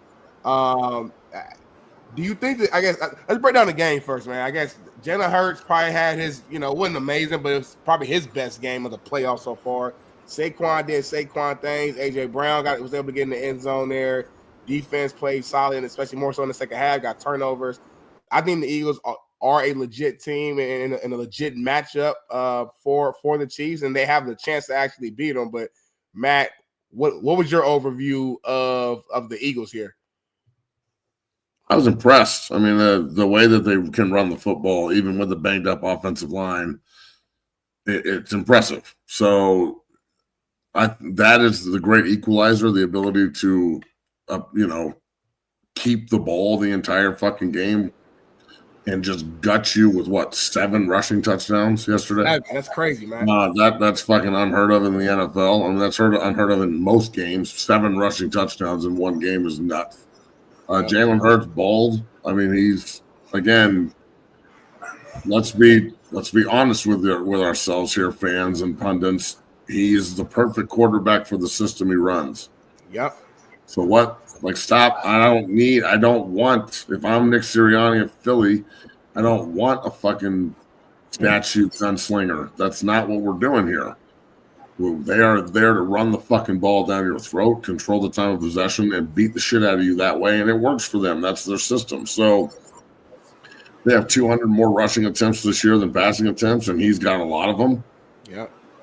I thought it was damn impressive. 55 points is awesome. They had multiple turnovers against Washington. Washington's going to be a real threat for years to come because Jaden Daniels is real. Yep. They got to figure some shit out. Losing their right guard last week really hurt them, especially with having to deal with Jalen Carter, who was on a fucking warpath yesterday. That guy is a goddamn animal, bro. Like, his club moves and his violence. Bro, he fucking, and then did you see that one? He set him up, came over the two. Did you see him fucking head slap Tyler Badish too, and then hurt him? It hurt his back somehow. He head slapped him so hard he hurt his back. He gouged his eyes too once. And look, I understand that some people might think that's dirty, and it is, and I have zero problem with it. So there's Washington and Philadelphia famously played what many people called the body bag game back in the day. I know that Coach won't remember this, but the body bag game was like 12 guys from the Redskins having to be carted off the fucking field in one Monday night game against Philly. And, that was a Buddy Ryan-led defensive team, and they're not as nasty as Buddy's team, obviously, but they're better. And that is scary. So you've got if you're Philadelphia, you got a real chance here to go knock off the champs. Because you can do it. I mean, look at that. He just knocks the shit out of him and hurt him. The old boy left the game out. take that bitch right in your face. In your face. In your face. I think that Philly has a real chance. Now they have to go do it.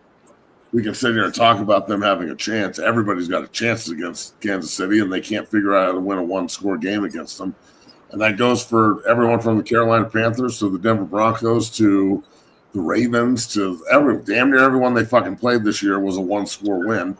You know, one-score win against Houston, one-score win against fucking Buffalo. There'll probably be a one-score win against Philadelphia, but the difference is they win the one-score games. So now Philly has got to figure out how to beat the refs and Kansas City in the Super Bowl, because if you don't think that the NFL wants their first three-peat and wants a Michael Jordan comparison to Patrick Mahomes, you're crazy. So Philadelphia's got a large hill to climb. I will say this, though. If they're healthy, their offensive line is dominant. They are so fucking big and really good. And Saquon's on another fucking level. And the way you beat the Chiefs is to line up and bludgeon their defense and hold the ball the whole fucking game and keep Mahomes off the field. You got 10 fucking possessions in the Super Bowl. You'd be lucky if you're Kansas City. That's the way you got to look at it. Right. So I don't know. I'm happy for Philadelphia. Good for them. Sirianni, with all the bullshit trying to get him fired at the beginning of the year. Now he's back in the Super Bowl. So we'll see what happens. But on paper, man, Philadelphia's, I think they're the better football team, but on the field, Kansas City's just finds a way to do it every week. So I don't know, bro. I'm really torn. I don't know how you can pick against Kansas City these days, even though I want Philly to win. In 2 weeks from now, when the game's coming up, I don't know. We'll see. Yeah. One thing you mentioned during your take right here, and I want JB to chime in on this, is you said, Matt, that Jalen Hurts balled out. JB don't, and correct me if I'm wrong, but earlier I'm pretty sure you didn't see Jalen Hurts as someone who balled out. You thought he did all right. You said the fans think he played well because he's been so bad the whole playoffs that this game just seemed like it was amazing. Let's dive into that a little bit. Well, let's be honest. He had a 53-yard performance in a playoff game. He had an 89-yard performance in a playoff game, and we're paying him $250 million. That's all I'm saying. I agree with Matt 1,000%. But that's also telling me he's a system guy then. And I don't know if I'm willing to pay a system guy $250. That's all I'm saying. Well, it's not your money. And no, I agree. Those other two games were in the past. We were talking about yesterday. He played really well yesterday. Yeah, I'm saying I wouldn't pay him. No shit, I don't have the money. I didn't say I had the money. All I'm saying, I wouldn't pay him if I was my system guy. I wouldn't pay a system guy. Why not? Because if you tell me that, then you're saying that he's easily replaceable. You're basically saying anybody come in and do what he does, and they'll be the same team. I disagree with that. I don't think that's true. Here's my issue. He wins the games with his feet, not his arm. Cool. And how long that lasts and how sustainable that is in a system like this is. He's in his second Super Bowl in 3 years. It seems that since he's walked in, all he's done is won and gone to the playoffs. He hasn't missed the playoffs once as a starter. So no, I get it, but I'm just also saying I would love to see a lot of guys with that O-line and that run game and those wideouts to have underperformance in the pass game that he does with those wide receivers. Those wide receivers, let's be honest, A.J. Brown is a guy who doesn't even get touches in certain games, and he's a freak, and he's not being used. Let's just be real. So we're going to just run the football in the NFL. Ball on the team yesterday. I'm just saying, I'm talking about overall, though. He threw for 53 and 89 yards, and he had a 220-yard game, which should be just a normal game in the NFL, and we're blowing it up like he was a fucking MVP of the league. That's not what happened yesterday, though, bro. You're talking about games in the past. In yesterday's game, he was extremely efficient, and A.J. Brown had like 7 catches and a tutty, and Saquon went off, and Jalen had 3 rushing touchdowns and 1 passing. And I think he was like 20 for 28 or some shit. 20 for 28, 246 passing yards, threw a touchdown, ran 3. And then to your point, Matt, A.J. Brown had 6 catches for 96 yards. 696 and a touch. That seems like everybody's getting theirs. So again, you can talk about an 89-yard playoff game in the past that no one gives a fuck about anymore, or you can talk about what he did in the AFC and the NFC title game yesterday to go to the Super Bowl again. We can agree to disagree on both things because I agree with you on a lot of it, but he's a system guy. But I also say that the Eagles are winning in spite of their quarterback. The other teams are winning because of their quarterback. That's the difference to me. Now, I'm just being honest. They have won. He helped them win yesterday in a very, very, very big way. But I'm saying when we're talking overall scheme here, the Eagles are in the Super Bowl in spite of their quarterback play. They should have lost to the Packers. They should have lost to the Rams. They should have lost to the Packers. They should have lost to the Rams. But it wasn't because of Jalen Hurts, homie. It wasn't because of Jalen Hurts, but hold on. But he was the starting quarterback that beat those other two. So you can sit here and say woulda, shoulda, but that's not, bro. So, look, Jordan Love in Philadelphia wouldn't be the same team they are with Jalen Hurts. Stafford in Philadelphia wouldn't be the same team it is with Jalen Hurts. I agree, but what I'm saying is, you're telling me you can't win. I get what you're saying. I agree with you. I'm just saying the Eagles, you can't say, have not won the first 2 rounds of the playoffs in spite of their quarterback play. He was horrible. But come on, man. By the way, can we just admit the weapons the Eagles have on offense to be this bad on offense, and then the defense they have is the top 2 defense in football? Offense, bro, just because they're not throwing the ball for 450 yards does not mean I agree with that. But they are unbelievably efficient on offense. I agree. He is the perfect quarterback for that system. They are not bad on offense. Again, you're talking about the wild card in the division game too. Those games, they won. And Jalen Hurts still threw. I agree. I'm just touchdowns. Those touchdowns matter in the win. I agree with everything. I agree with everything you're saying. All I'm saying is let's not sit up here and say they're winning because of Jalen Hurts. He's a system guy. I agree with you. He fits the system. And I'm just telling you, let's be honest.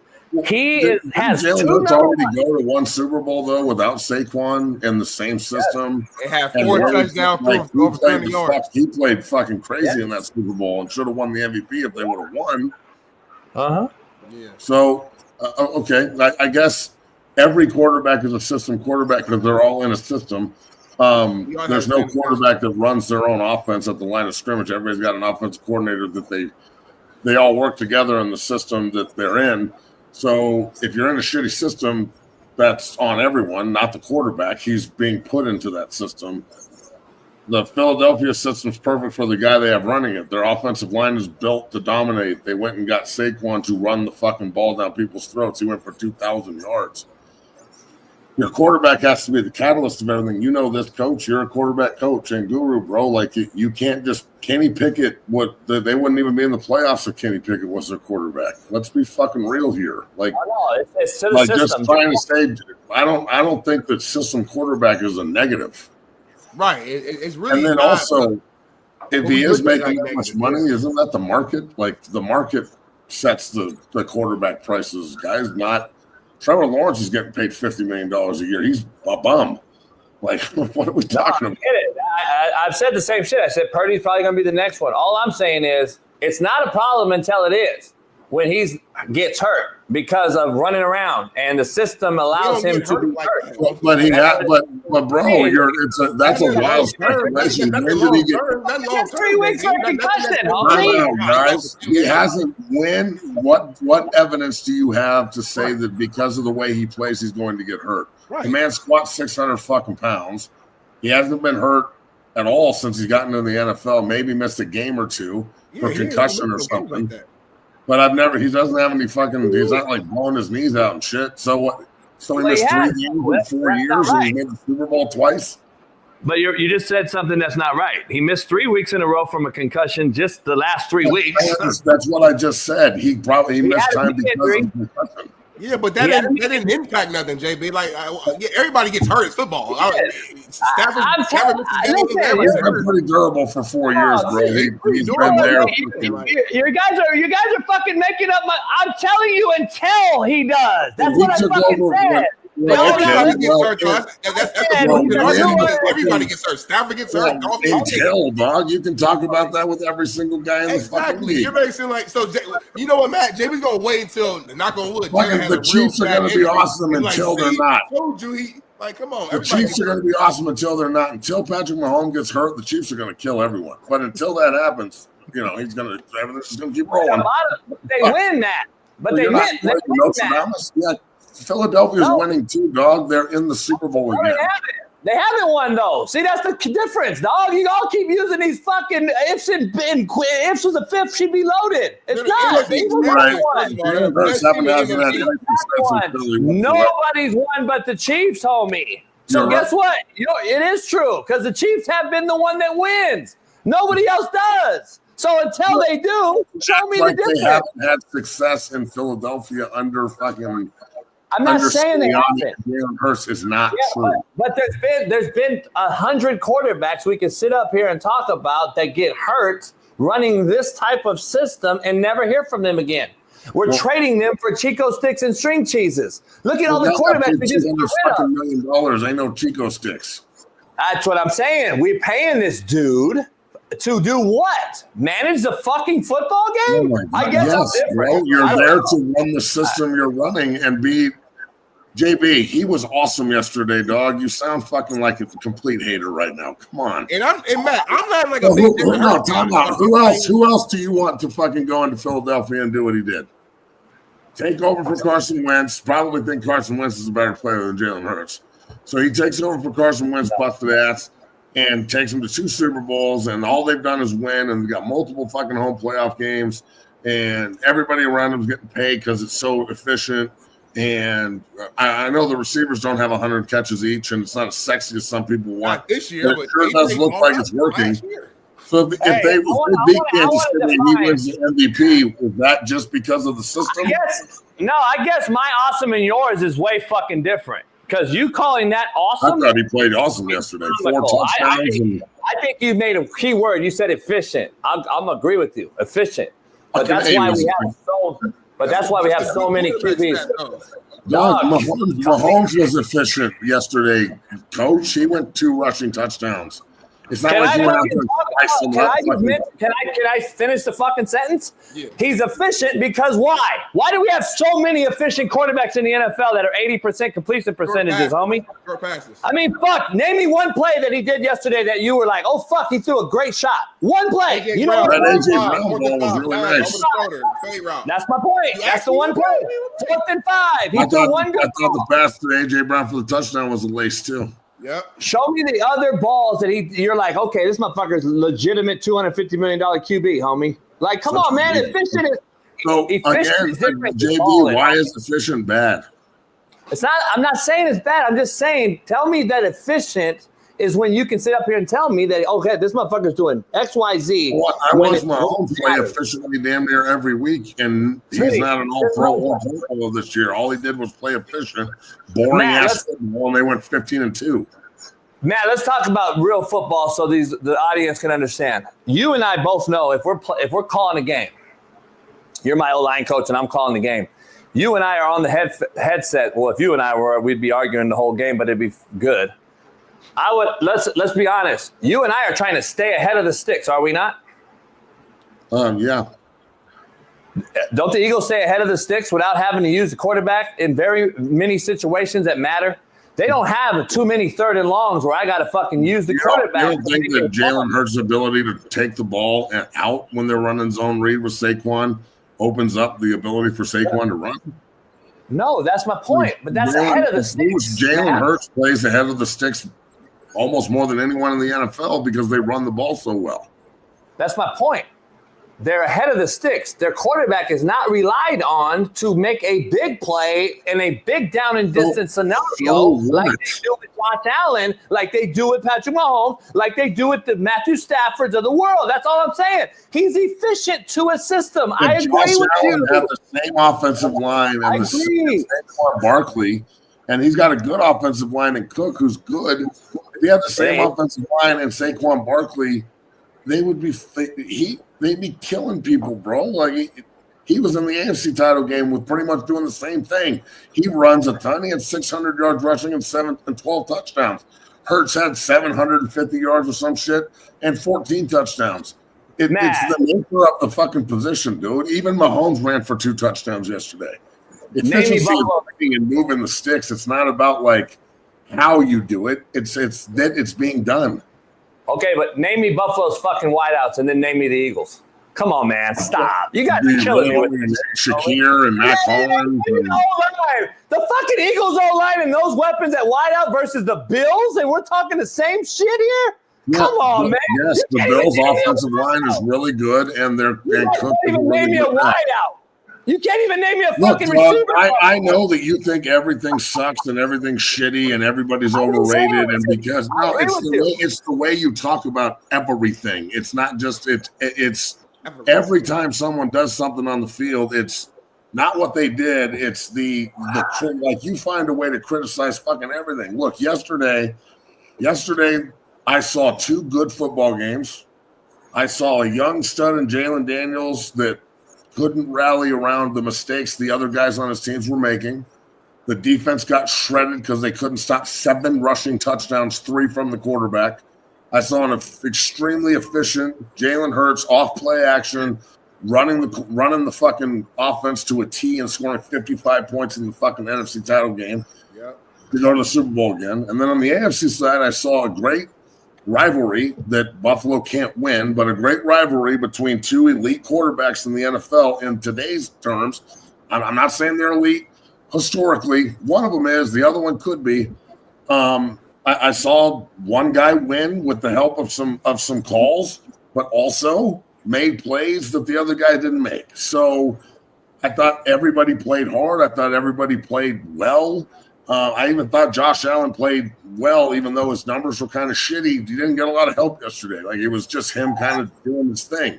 So hold on. Let me be honest. Sit here the whole fucking time and then just say that everything's terrible. I thought yesterday was pretty awesome. So let me be honest. So I have to agree with a fucking bunch of mediocrity, or I'm a hater. That's what you're saying, right? No, everything can't always be bad, though. Like, there's no way that everything. You just asked a question, dog. You literally just asked us a question. I can answer my own question. I'm just talking to Matt because Matt had a long time to talk. I can answer my own question. Here's the case. So 4 turnovers by the Washington offense didn't help at all with field position to a fucking overpaid quarterback in a system, right? What did I just say about that, Smitty? You didn't hear what my point's different than yours. My point's different than yours, homie.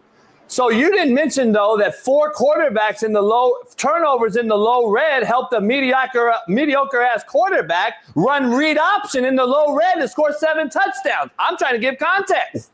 It's a lot easier to run low red zone triple option, Matt. You and I know, as you laugh, than it is from the -20, homie. It's not true. Sure easier. Motherfucking easier. You and I know football, homie. It's not true. So I think you need to look at the distance of when the turnovers came. He had 1 turnover on a kickoff return inside the red zone. The other fucking turnovers came at midfield. The Saquon Barkley run at the beginning of the game was 70 yards. That was the first play from scrimmage, bro. Yeah, I understand. I'm saying it was a 70-yard run, but my point is they were scoring from distance. They had explosive plays. They had 1 time and they had a 4th and 5, 35-yard completion, homie.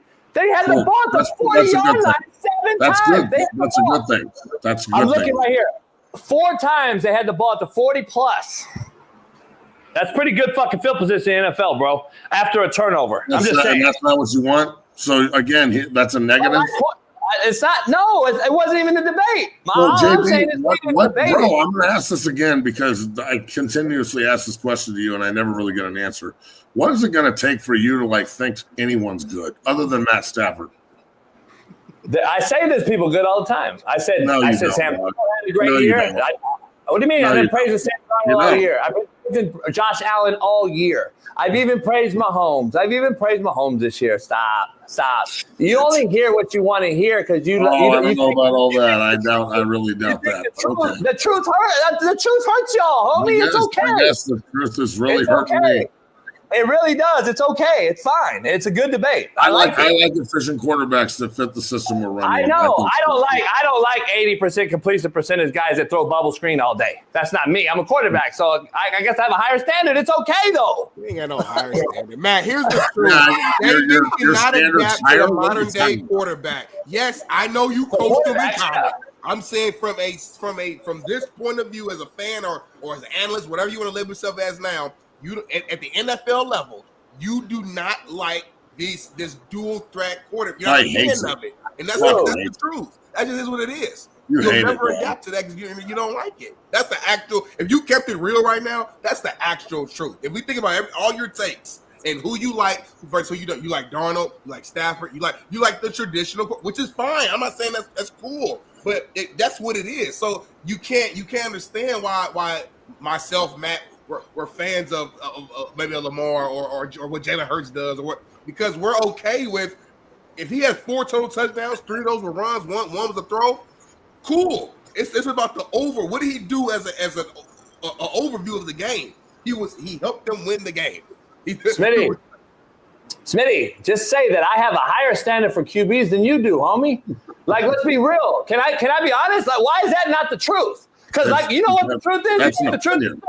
Here's the truth. No, it's not. It's a fact. Because guess what? Show me the last. Maybe if you're talking to Smitty, but that's not you. That's not the way you're gonna. That's not how I feel.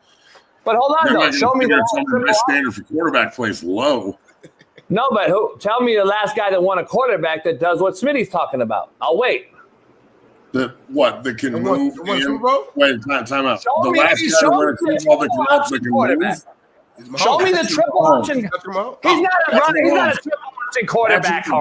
Ran triple option for a 20-yard touchdown yesterday and ran somebody over the goal line. Give me a break, dog. He can do it. He just doesn't. That wasn't triple option. It was fucking read option with the read option. Excuse me, read option. Yes, it was. No, it wasn't. Pull up the play, baby. We find the play. Let's factor that. I'm just stupid now. I'm stupid now, and I don't know football now. So here's what they ran. They ran 4 fucking times. I had the game. They ran it 4 fucking times. The same play, by the way. They're under center. They run a boot, reverse. They fake counter underneath, and they run sprint out with the back in the flat, homie. He can either run it or throw it to the flat. That ain't fucking option. It ain't triple option. It ain't double option. It's fucking waggle boot naked, homie. It's waggle boot naked off a freak fucking counter. Inside run play. It's a fake counter. He's not reading nothing. You can tell. So we run read option with our back to the defense now? What do I got? Eyes in the back of my fucking head now? What? That's fine. Now I can do that. Hey, baby, so now I'm running read option from this way, but the quarterback's over here. What are we talking about, homie? So am I that dumb? That's what they ran. I might be talking different plays, JB. He ran 2 boots, homie, and scored 2 touchdowns, and he threw it to 2 flat. It wasn't a point. It was read option. All right. That's fine. Anyway, I'm finding the clip right fucking now, and then we can not have the conversation. But Matt, please be correct if I'm wrong here. So you're telling me Mahomes winning the last 3 Super Bowls, he's a triple option quarterback? No, but he's a mobile quarterback. He's a guy. Right fucking here. Mahomes, lead option for a touchdown. Show me. It's right fucking there, dog. Everyone saw it. Lead option for a touchdown. Figure it out, dog. Give me 1 minute. I have both of his touchdown runs. Just give me 1 minute. All right. So here's Matt. First of all, Matt, I'm addressing Smitty. He said that I don't like the guy that runs around, and I said, listen, the guy that runs around hasn't won a Super Bowl. Mahomes is an ad-lib feet quarterback that uses his feet to make plays. Not a runner. He's not a runner, Matt. You and I kind of agree. He's not a runner. Yeah, I'm not. He's not going to run around and do all that shit. I don't. Yeah, look at that. Read option. Shocking. Go back. Read fucking option. Bam. Can we get a full play here? That's what it is. What did he fucking? He turns backwards before he fucking read option. All right, you're right. That is full run, read option. It's the same fucking thing I just said. That's not what I was talking about. That's not even fucking That's why I say I'm talking about 2 different plays the whole time. Yes. I said the second touchdown was read option. Did I fucking not? I said that. Can we discuss the play? Max to Matt. First of all, it's load option with a floater. Let's be real. Okay, can we be real here? Oh, Semantics. Hold on, no. Hold on. I'm going to say, Matt, I'm saying you're right. This is read option. You're right. But it is float option, let's be honest. So you see the tight end Kelsey coming over to float. They have a loader. So you know damn well. I'm glad they have lead blockers in the run game. But Matt, let's be honest. Let's not talk to the fan. We got to be real here. Have you ever in your life been like, you know what? You're right. I just said you're right, but I also want to make sure. Unbelievable. No. Hold on, though. Can we please be honest? I can't imagine sitting in a room trying to game plan with you. Be like, what do you think about this? Nope. Cool. Yeah, we got to be honest. Smitty and Matt. Let's not for the audio. For the audio guys, we can't sit up here and act like this is just straight double like Lamar Jackson with no loader and no floater. Option. I'm sorry, I didn't fucking get it, Matt. The fucking tight ends were pulling. My bad. It's a fucking read option. Give me a fucking break, dog. All right, Matt. We know it's read option. Does he not have a convoy protecting him? Does he not have a convoy? So what's the difference if he runs read option and the fucking guard pulls? Because of the difference between float option and read option, even though we're still reading a five technique. You are so full of shit right now, bro. Give me a fucking break with this. There's not difference between read option? You're telling me there's one way, there's one read option and that's it? No, there's Come not. On, you're trying to tell me this isn't read option. I said you're right. Load option. Whatever, dude. What I'm saying is they ran read option and he ran it in for a fucking touchdown. I'm glad the tight ends You're right. You got it. You're right on that. I said you're right. I said you're right. Here's the difference, though. We're not letting him run unprotected like Lamar Jackson. He's not a triple option quarterback because we run it one time. Now show the other play. Did he not run what I said? Did he not run what I said he ran the other play, though? Yeah, but we weren't arguing about that play, dude. I get it. I'm just saying. He did. This is what they do, though. They protect him at all costs on the edge, Matt. When are you supposed to not protect your quarterback? You hire 5 motherfuckers to protect him. Jalen Hurts don't run load option, homies. Either does Lamar. Either does Josh Allen. Jalen Hurts runs the ball all the time. That's my point. That's what I'm saying. They're not going to allow him to do that. They're constantly pulling guards, and they run quarterback counter and pull a 350-pound guard and a 350-pound tackle and roll a tight end in front of him. Smitty, what is the argument here? Isn't the argument that a triple option guy won a Super Bowl? And my saying was, no, he hasn't. That's all my argument was. Mahomes is not a triple option guy. Yeah, that's the bigger argument. I just think that within that argument, we started arguing Matt was right. I thought he ran 2 waggles. Matt was right. He ran read option 1. He ran waggle. That's fine. But I know the difference between true double and my Q's susceptible to get blasted other than having load option help. But that's exactly what he's doing. He actually did that exact motion before he pulled the ball and ran.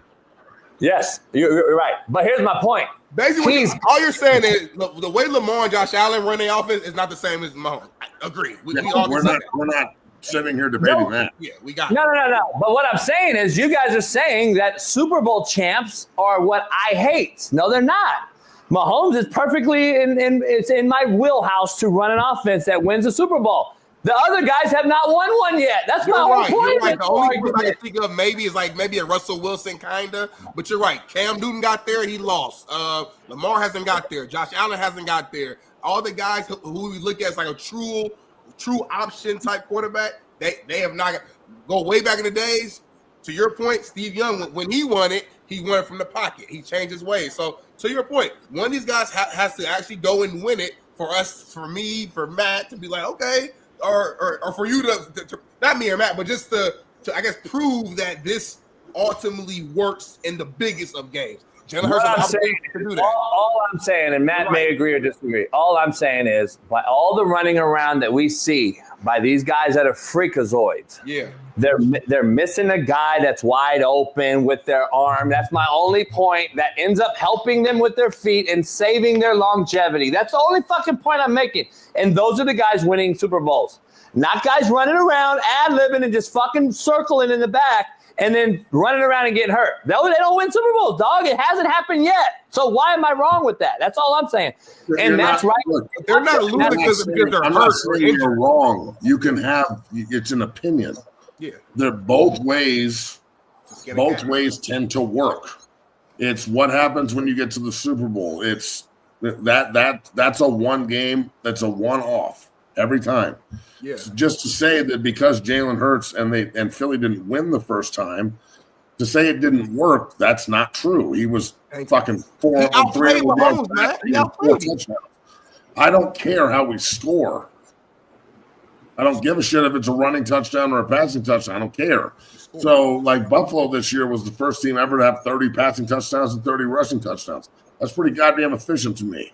That's the defense sitting over there going, what the fuck are they going to do now? So yesterday, if they can, and I can't wait to see the all-22 because I really want to see this blitz that Spagnuolo fucking cooked up at the end of the game where he didn't stack the corner and then brought the corner and they didn't hit the fuck. Like, you don't stack a defensive back and you bring that defensive back and we don't throw the ball to the fucking hot check and meet, like, the receiver doesn't turn around and go ball and then turn around and run for 7 yards. Like, that's egregious. So I want to see how they fuck that up because Philadelphia and Buffalo yesterday struggled with some new guys in the lineup on the offensive line, Philly more than Buffalo.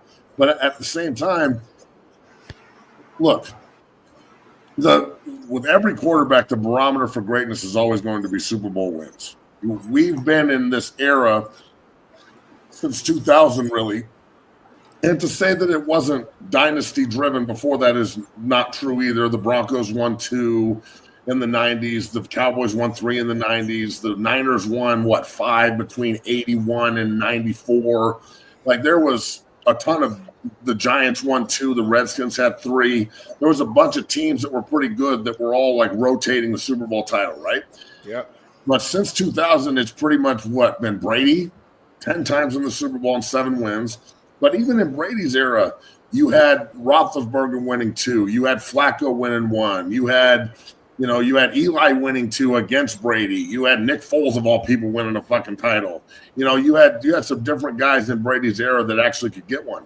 The thing with Mahomes is he's just like slamming the door on everyone. Like, we're not even going to allow you to go to the fucking game. Like, it's just since he started this, every year they have the AFC title game. Every year they're in it. And it's zero fuck around, and they find a way to win all these games. He does it with his feet a lot. So let's not just sit here and act like he can't do that. If he had to do it more, he would. And when it comes down to it in a lot of games, the San Francisco game this year, the run out where he almost went out of bounds, and then at the goal line where he trucked old boy, they needed him to run in that game to win. He did. Last night, they needed him to run in that game and win, and he did. He had 2 rushing touchdowns. So to say he can't do it is one thing. To say he doesn't do it because he can throw the ball more effectively than everybody else is another. So the scheme is always going to be what is a good fit for the quarterback. Right now in Philadelphia, Jalen Hurts is a perfect fit for what they want. My question to every Eagle fan and everybody else I can't stand this guy and he's so inefficient. Bro, who else do you want? Go find me the guy that's going to step in and be what he has been to that team since he started as a second-round pick. Like, I love the Jalen Hurts story because of everything he went through in college and the transferring and, getting fucking benched and having to look at himself and go somewhere else and change his game. I didn't think he would be a pro when he was at Alabama. He went to Oklahoma and it totally opened up, the Jalen Hurts fucking, playbook on what he can do. And yes, is he the best passer of the football? I'm going to say no. But is he the worst? Oh, fuck no. Maybe he's just not asked to do some of the things the other guys are asked to do. So I get it. Here's the issue I have, and this is what happens when we train the Qs at a younger age that are freaks. Josh Allen, Jalen Hurts, Lamar's, all these guys that are freak of natures. What we do is we teach them that their feet will get them out of the obvious, meaning you don't understand how to read a coverage or throw a side adjust or fucking adjust the O-line to the hot or what have you. So guess what? You use your feet to get out of those problems. I think we've seen a worse product because of that reason at the quarterback position in the NFL from top to bottom. We have some great elites, but then top to bottom, I'm just talking 32. I just want to point this out to you, Matt. Last night on this play that Kincaid dropped, designed by Joe Brady, who I thought had a bad game plan overall.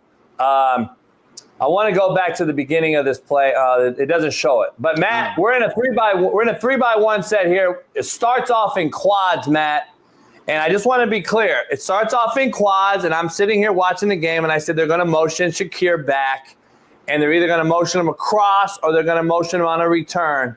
They motion him on a return here. He's the one that's about to run the bubble. All I'm saying is if we teach these freaks that a little bit of coverage helps and recognition helps. Matt, if he was a passer first, runner second, he would be in the Super Bowl because he would throw the swing route here to the numbers game and Shakir gets 30 yards. But he runs to the pressure because he's such a freak, Matt, that he thinks he can do all things and outrun the edge and he can fucking hurdle you and all this shit. When seriously, you can save your body and throw the swing to Shakir on 4th and 5, and nobody's talking about the Kincaid drop. Nobody's talking about shit other than he made a quarterback play that he's supposed to make. Show the play. Look at Shakir, Matt. I don't understand. It's a great play design here. Great play design here. But we're trying to be a freak. We're trying to be a freak because we haven't taught Josh Allen the necessities of the position that allow him to supersede and get past Mahomes one time. Just throw the ball to the numbers on the pressure. He doesn't even have time to be a freak, bro. The fucking defense is on him in a second. Right now, He's gonna fucking protect this because we've got 4 guys sliding left for 3 defenders, and McDuffie is fucking piping off the other side when he's a corner who's not stacked at the fucking top of the goddamn route too. Why are they running a crosser? That should be a hot route to the sideline. That's a fucking first down too if he just throws the goddamn ball. So this starts with protection first, period. If he gets any time, if he gets 1 second to set his feet, I don't agree. I don't agree at all with any of you. Go back to the beginning of it and see how fast they're in the backfield, bro. The protection is so what? So what? Isn't that what you want? You want pressure. Hold on. Don't we not want pressure when we run swing screens? I want you to come to me, homie. I'm throwing a swing screen. What are we fucking talking about? We're not fucking up the protection. There's a huge difference. Matt, this is a quad protection. It's empty. There's not a quad fucking protection. They're sliding 4-man left when they should be going 3-man right. They're going 4-man left and they're blocking fucking 4 guys with 2. This isn't a quad protection. They totally fucking blow the protection. Hold on. Is this not empty protection? He's in the fucking backfield. It's orbit motion. He's free releasing, Matt. It's fucking empty. But it's not empty, JB. He's in the backfield, dog. Hold on. Is he not? Here we go. Thank you. Orbiting motion. That's not empty anymore. Now it's orbit. Hold on, though. I understand that, Matt. Are we? So go back to the beginning, and I'll try and do it from the side because I just said I want to watch this one. He's still in empty protection. He's still empty protection. Hold on, one at a time, y'all. One at a time. It may fucking be empty protection. I'm trying to figure out what they're doing because I can't see it from the back view. Go back to the fucking beginning, please. Jesus Christ. Right now it seems. Go, Matt. Go. Right now it Stop being so goddamn emotional, homie. Stop being so fucking emotional and answer the question or don't. Goddamn, homie. We're just coaching here. It ain't that serious. Are we in quads or not? I'm coaching with you, man. It's not an argument. We're in quads, homie. I'm trying to learn right now. That shit is beautiful right now. Let's break it down, Matt. Go. Cool, thanks. Seems to me that this is a 5-3.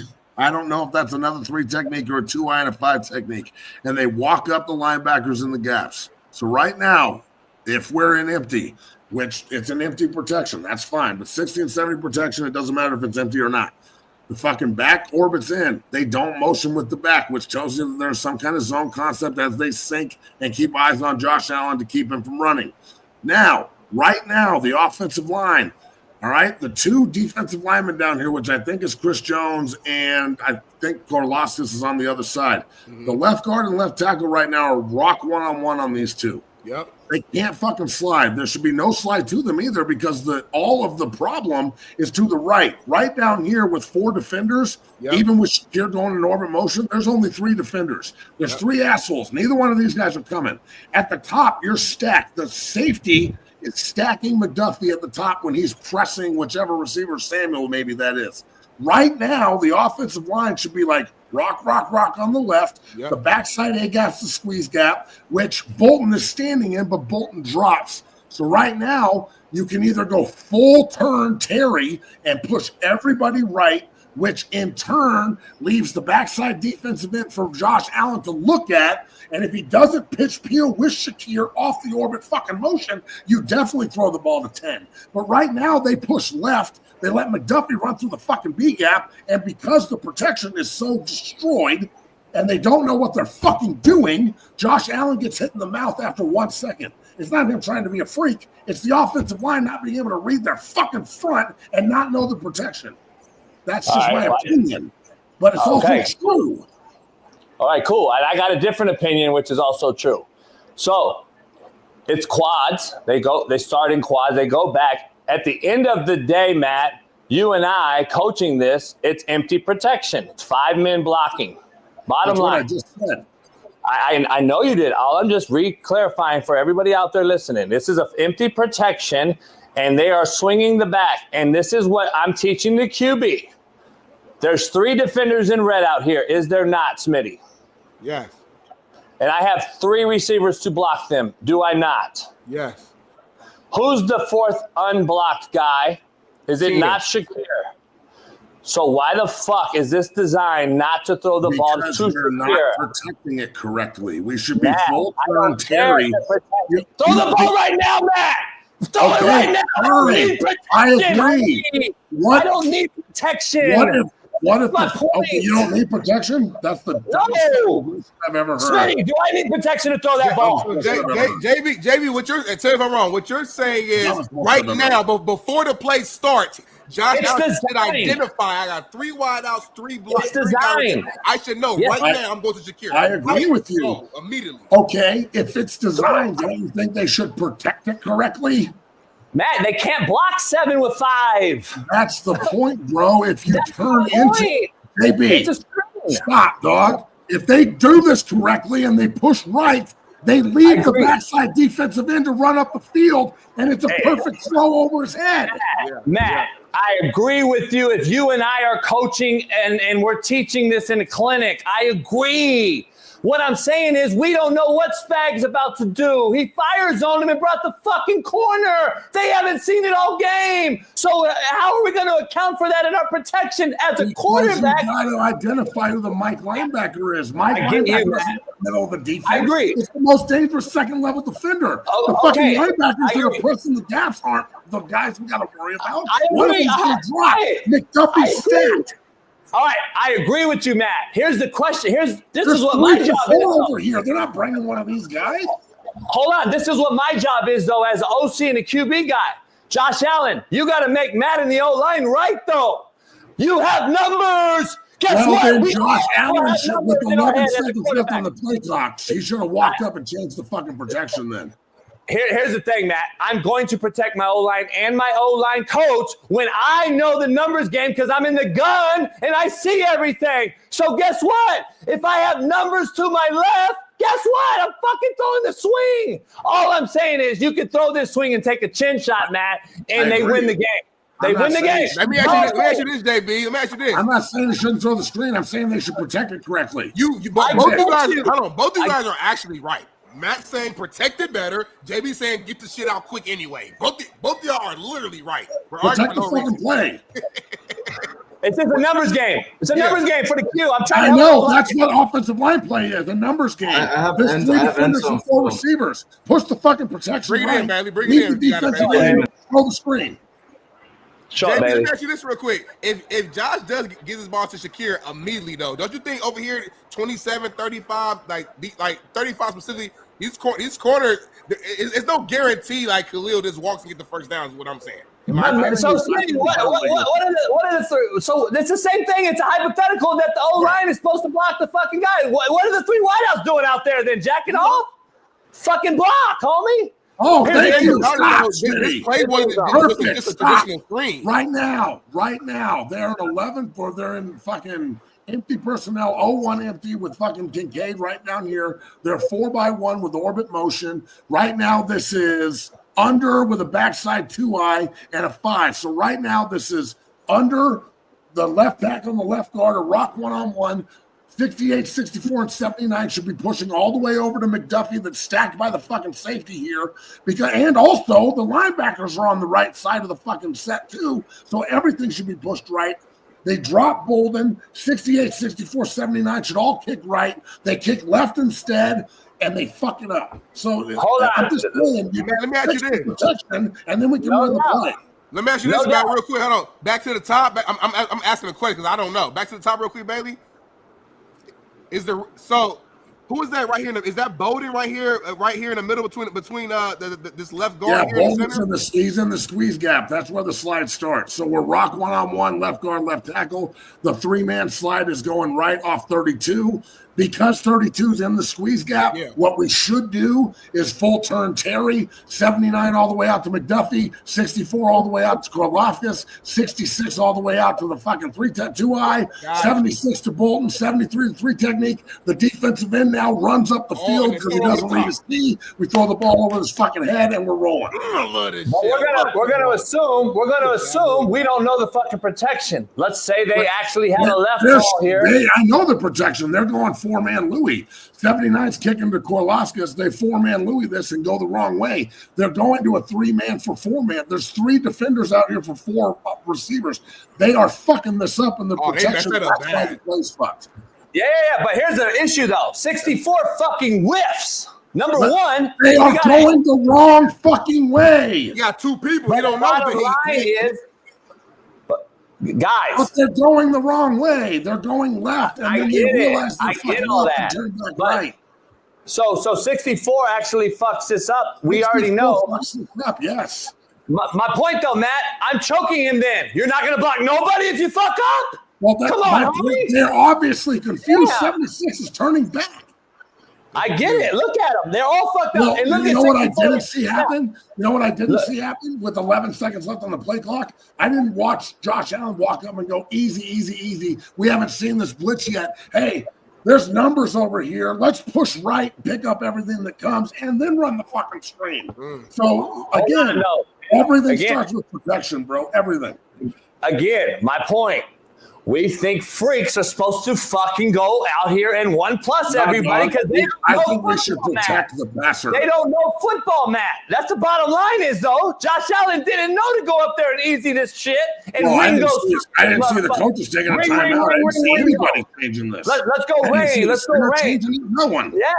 No, I get what you're saying. I'm just saying this is my point of let's just let the freak go out here and out freak you instead of teaching the position the right way. That's all I'm saying. I agree.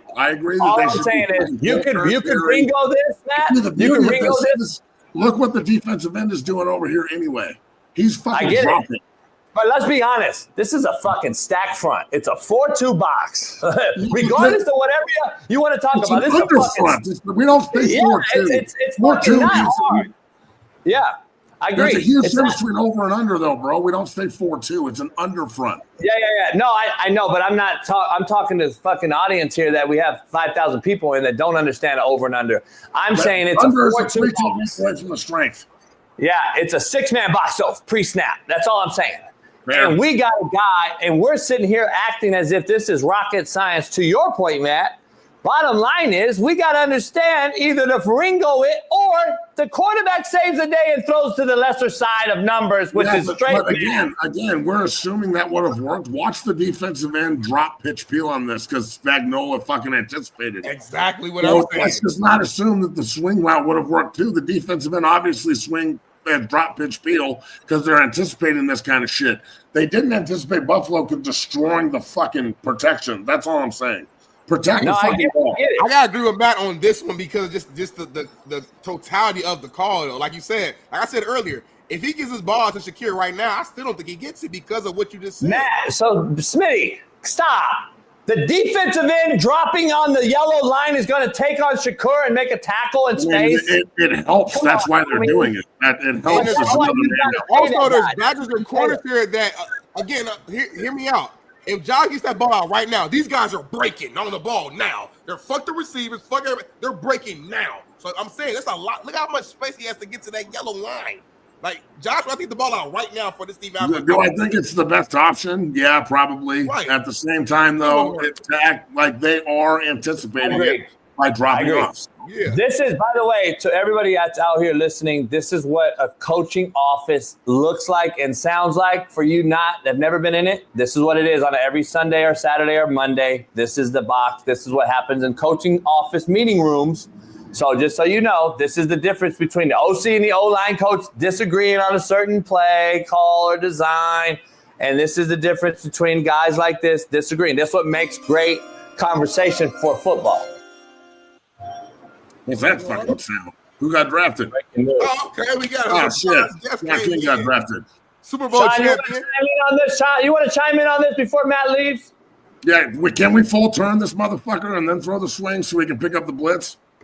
I just thought in this crucial situation to have two open edges against Spagnuolo is just not smart. No tight end. Because you know it's going to be pressure. You know, I just feel like you got to chip one of the ends and slide it the other way to give yourself a shot.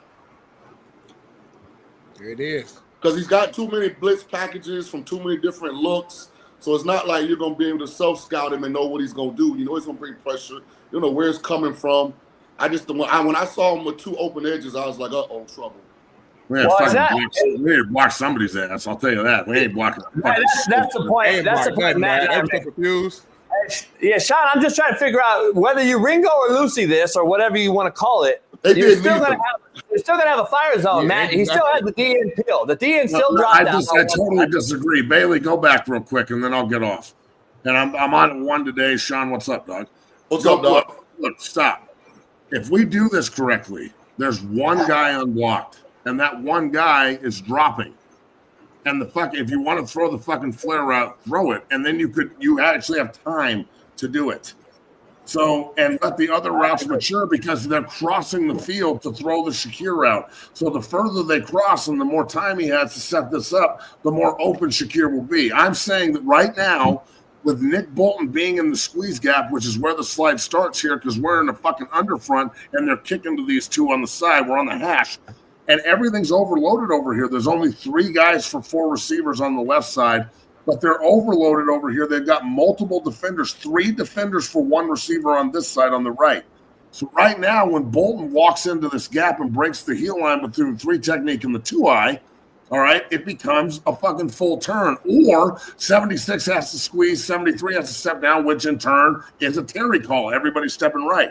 79 should go to McDuffie. 64 should go to the B gap. 66 should go to the A gap. 76 should step down to 32. 73 should step down to Chris Jones. And then the read here is the defensive end that drops out. If he drops out, you've got everything picked up front side in your face. Bolton's dropping for 86 in the seam. And now you can turn back. So when 32 drops out, 76, knowing right when the defensive end and Bolton drop off, 76 should turn back to the fucking nose tackle and dick nail him. 73 should turn back to the 3 technique and smash his motherfucking ass down. And then you've got a full turn right, totally secure, no face pressure, and he has time to actually figure out what to do here on this play. And I'm going to continue to disagree, and this is why. How can you disagree on protection? Not disagree with your protection. Great job. No doubt. That's how you protect it. You can protect it either way Matt just discussed. Beautiful breakdown, by the way, Matt. Yeah, Matt, great job. What And I'm saying, I guess from the quarterback perspective, what I'm saying, if I'm Josh Allen here, and I'm trying to decide which way to turn or slide this protection, it's almost impossible to know pre-snaps. They got 3 guys left for the center. No. 3 guys. How is it they've got nobody stacking the receivers? There's 3 defenders for 4 receivers. All the numbers are to the right. So show me the sideline. So they got. I gotta pause you. 4 guys. I gotta pause you though. 4 for Shaun, 3. No one's coming over here, dog. It's all pushed over. But hold on though. What we're not discussing is Smitty and Matt. Yeah, this looks like the corner's coming from that alignment. But Yeah. here's the issue though. What we're not discussing is, does Josh Allen, to Matt's point, not know to Ringo this at the line of scrimmage? Number 1. Number 2, obviously, does Josh Allen not know the fucking routes being ran, Matt? I would look, and this is my thing too. When you push right here, if they wouldn't do it like that, and McDuffie's coming, which he is because he's stacked by that safety, and you got a linebacker over there for 1 fucking receiver, that's 3 dudes for 1 guy. Right. Why isn't that receiver breaking his hot route? Why not a stop route at the sticks? Why not an out route at the sticks? Nah. Like that's miscommunication at the top of the field too.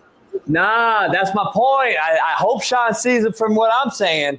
He's running a crosser, Matt. So yeah, here's I the reason. understand, but when McDuffie comes, but you can't though, because this is my whole point to the play. Adjustment. Both guys know. It's a mesh concept with a free swinger to the quad side. That's my whole part. That's why I'm putting this on Josh Allen.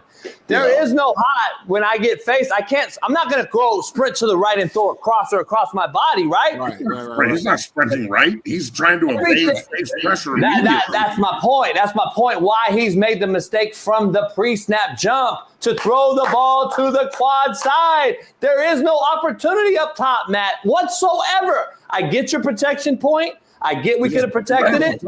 Get all that.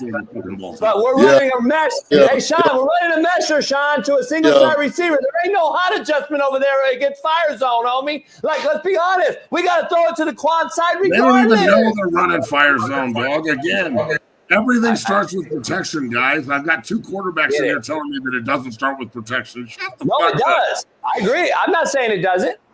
I'm just telling you where he should have went with the numbers game. All I'm saying. Shaun and I are supposed to make the O-line guy right. Always. That's also right.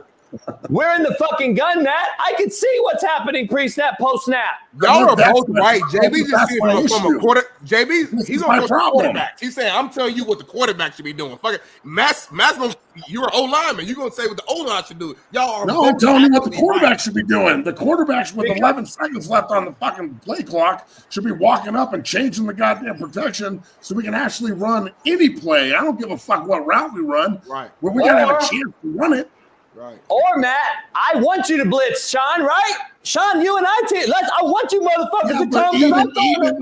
Even if we're running a screen and I'm encouraging them pressuring, I'm still going to step the correct way. Right. Never on a screen is it just let them go. You slow them up for a second. Yeah, I agree.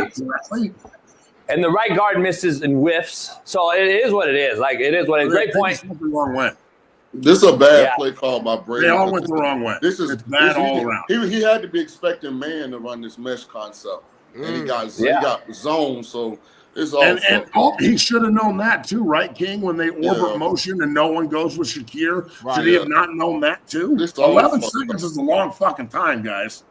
Yeah, this is all fucked up. Yeah, it is. Matt, great job. Matt, great job. You were right on the read option. They still ran load option, but you're right. It was read option. Motherfucker, it was read option, you hater. Hey, man, we're going to find some way to make it a little right. Matt, you were right on read option, too. He's got to get the last word in, fucker. Hey, Matt, no, you were right on read option. I was right on everything else. You were right on read option, though. I was right on everything else. Oh, you're Hey, Matt, I'll see you Friday. You sure will. All right, then, Matt. Appreciate you, bro. Make sure you go watch Matt show later on. Hey, man, what the hell I just walked into, man? I'm just getting up, man. I had a long nightlife impact day life heavily. Boy, like 8:30, homie. Shit, I jumped on here, man, and y'all went crazy. I see you got the mustache and the beard lined up, though. Hey, Mr. King be clean. I got to give my OG some props. He come on here, he taken care of, poloed up, he clean. Hey, Shaun. So let me pat myself on the back because my arms are extended. So everybody who tell my Chiefs Eagles money line parlay, congratulations. A little plus 145 hit. I apologize. A.J. Brown fell 4 yards short of 100 and a touch. That was more a game flow situation. I mean, I don't know if they threw the ball the last quarter. You need to. And fuck Pacheco. Hey, what I tell you though? Pacheco. Smitty, give me context, Smitty. Hold on, I gotta get context. JB is what you call a mush. To everybody in the chat, I text JB my ticket before the game, and it clearly says I need Pacheco over 30 yards rushing and anytime touchdown. He texts me back, Hunt. I say I can't change the play now. You mush. I told you on Friday that Hunt was going to score. Hunt gets the red zone run game. Pacheco don't. I told you Hunt was going to score, homie. You don't listen, though. You're a mush. Damn. You don't listen, though. Hey, here's the bottom line, Shaun. JB mushed my bet. Shaun, the bottom line is Mahomes is back again, dog. I don't know what to say or do. It sounds like a you problem. It sounds like a lot of bitching and moaning by a lot of guys that don't like the Chiefs Queendom because of whatever reason. Kelsey, Swifty, all the shit that goes into it. The referees. Shaun, I don't know if you saw the referee getting boxed up. Josh Allen was getting punched by the refs on a viral video I had on Instagram.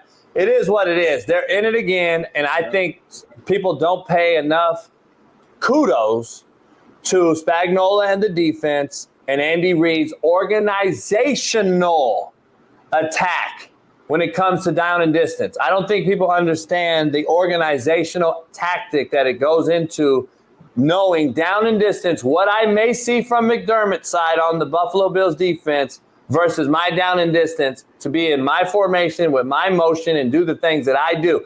They ran float read option there that Matt was just talking about for a score. They ran 3 other plays when it was straight boot naked waggle with the back in the flat. He threw 2 and he ran 1 in. All got first downs or a touchdown. But football's a thieves game, I mentioned to Smitty, and Joe Brady with Josh Allen, twice the athlete as Mahomes is, didn't put him on the edge one fucking time and didn't run him, in my opinion, enough. I thought Josh Allen was going to get 20 carries yesterday going into that game and saying, you got a week off, Josh. Heal up, Josh. You got a week off. Let's 1+ these guys because we can't block Chris Jones no way and just hand it off to Cook. So let's 1+ them. I didn't see many design 1+ run games except for on 4th and 1 and we're under center, Shaun, and everyone in the fucking building knows what it is. Instead, on the other side, you see Andy Reid on 4th and 1 and they're doing some shit that you don't know who's going to get the ball. Like, it's so predictable. And to your point, Joe Brady was going to go to the Saints. He turned it down. I bet you the Saints fans are probably happy today. No, Saints will love the conference championship game. Hey, let me say this. I'll be honest. I'll be completely transparent here. Wasn't that bad? I didn't really pay attention to the second half of Chiefs Bills. I got to go rewatch it, Smitty. It was bad. Smitty, I got to rewatch it. The second half of Chiefs Bills was a blur. Because once Jaden Daniels didn't cover, I am still not only the first rookie quarterback to start in a conference championship game, still the only rookie quarterback starter whose team covered. Clap it up for Shaun King. I was shots. I get mad. On YouTube. Yeah, there we go. Jaden Daniels is the 6th NFL rookie QB to make a conference championship game. Rookie QBs are 1-4 all time in those games and 0-5. What's that? Straight up. Okay, my fault. Shaun King, Bucks plus 14, 11-6, lost the Rams. And that's 99 was the only rookie quarterback to cover. Shaun King, a bad boy. Appreciate you, Jaden. So you was rooting against Jaden, like underneath all this. Well, after I saw they couldn't win, yeah, I was like, just go ahead. That's fair. Hey, so let's talk about. I'm trying to make sure we're clear. Mm-hmm. So you're saying Joe Brady had a great game plan yesterday? No, I'm saying unfortunately, and I normally have strong opinions, I got to rewatch the Chiefs-Bills game. So, it was one of them deals like we was having a great time. We had a bunch of other conversations going on. I was not completely locked in the Chiefs-Bills. I apologize for being unprepared for my dog JB this morning, but I'd rather tell the truth in the chat than get up here and lie. Hey, Joe Brady looked more unprepared than you did this morning. I'm going to be honest. He got beat in every facet on play calling that I've ever seen yesterday by a guy that has Josh Allen. That's my point, Shaun. Like, we know you don't have weapons. We know you've made it this far without a true number one. You know you got a guy, Shakur and Cook. By the way, Cook went about 3 series yesterday in the fourth quarter on the sideline. I'm sitting here like this motherfucker ran a 35-yard run down the sideline, and I don't see him again for 2 series. And then the first play he's back in on the 3rd series that he wasn't in on, he runs a wheel route. And he was open. And I'm like, where the fuck has Cook been? Is he that tired? You missed 3 series after a 32-yard scamper in a non-snow game? Come on, man, get the fuck back in the game. I'm wondering if he was hurt, what happened. But no, because he comes back in. He comes back in 3 series later, Smitty, and runs a wheel route for the first down. First play. You're not going to run a wheel route if you're hurt. Right. So I'm just saying, dog, I don't understand. They still put up points, though, JB. It was 29-29. Like, with all that being said, it's 29 up. Like, you're acting like they just – it was a 17 to 35 point game right here. Like, I'm not saying that, Smitty, but I'm saying you have Josh Allen over there that you didn't use in the run game. Like, the Eagles had 7 rushing touchdowns yesterday, 3 of them by their quarterback. Yeah. The Buffalo Bills could have did the same thing last night. The Buffalo Bills could have did the exact same thing. Not 7 touchdowns rushing maybe, but Josh Allen could have had some rushing touchdowns if they fucking would get from under center. Now, this is the time I disagree. Sometimes a guy like him needs to be in the gun because he can get A, momentum, B, see what's going on, and D, dip on your ass. Under center, he has no put. He has no shot. He got stymied 3 times under center yesterday. Why are you limiting your fucking 1+ freakazoid by putting him under center? They've been doing it all year, and it's been working, though, because he's fucking 6'5", 255 pounds muscle. He always falls forward. That's been working all year. It's easy to say in hindsight. And one of those plays, he actually did get the first down, as we alluded to earlier today, but the refs going to rest whenever the Chiefs are on the field. That's another conversation. Hey, shout out to my guy Frankie Louvu. He was the MVP of the day yesterday, baby. He kept diving over, Shaun. I said, keep jumping, Louvu. Keep jumping. I loved it. Hey, fuck, man. I'm just telling you. What? Hey, shout out to Frankie. Hey, hold on. So let's dive into this. I got to ask you. First of all, I got to ask you guys. And I told Steve yesterday. I told Steve that I knew about this rule because they put this rule in, and I'm like, dog, I told him right before the play, and Steve's like, yeah, right. And I go, I'm telling you, they can award a touchdown if they keep doing it. And Steve's like, no. And then Parker, my boy, was like, you bullshitting. And then the ref announces it. And then the ref announces it, and everybody goes to Twitter like, what the fuck? I go, well, the rule's been around. I go, they put it in. And this is my point to the rule, Shaun, and I got to ask you. You and I are quarterbacks. Smitty's a D lineman. I am a coach that says I'm trying to stop it on defense and I'm trying to score it on offense. It should be the same rules for both sides, should it not? Yeah, I'm not a big tush push guy. As a quarterback, I'm not even talking about the tush push. I'm just talking about the right. I can head bob and insinuate a snap.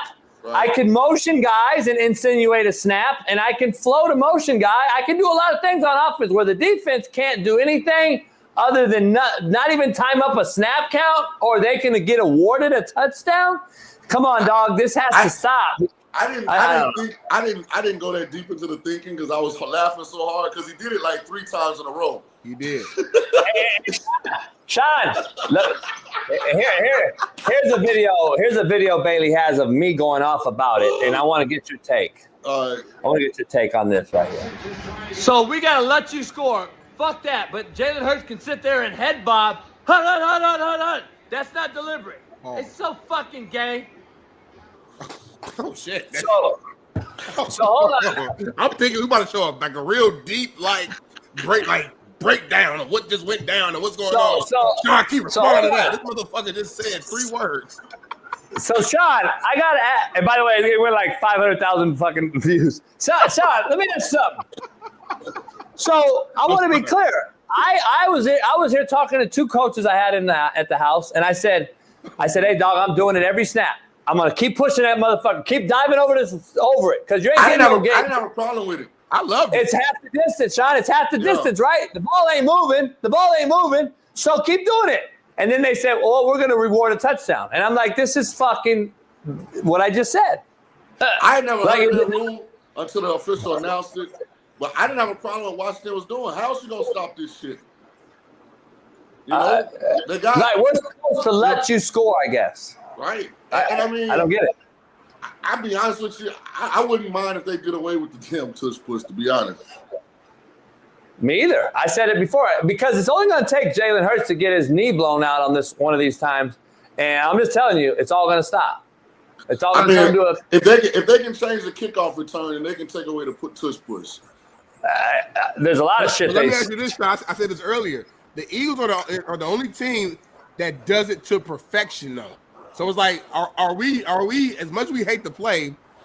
Why are we gonna ban a play because one team has perfected it? And Buffalo's normally really good at it. The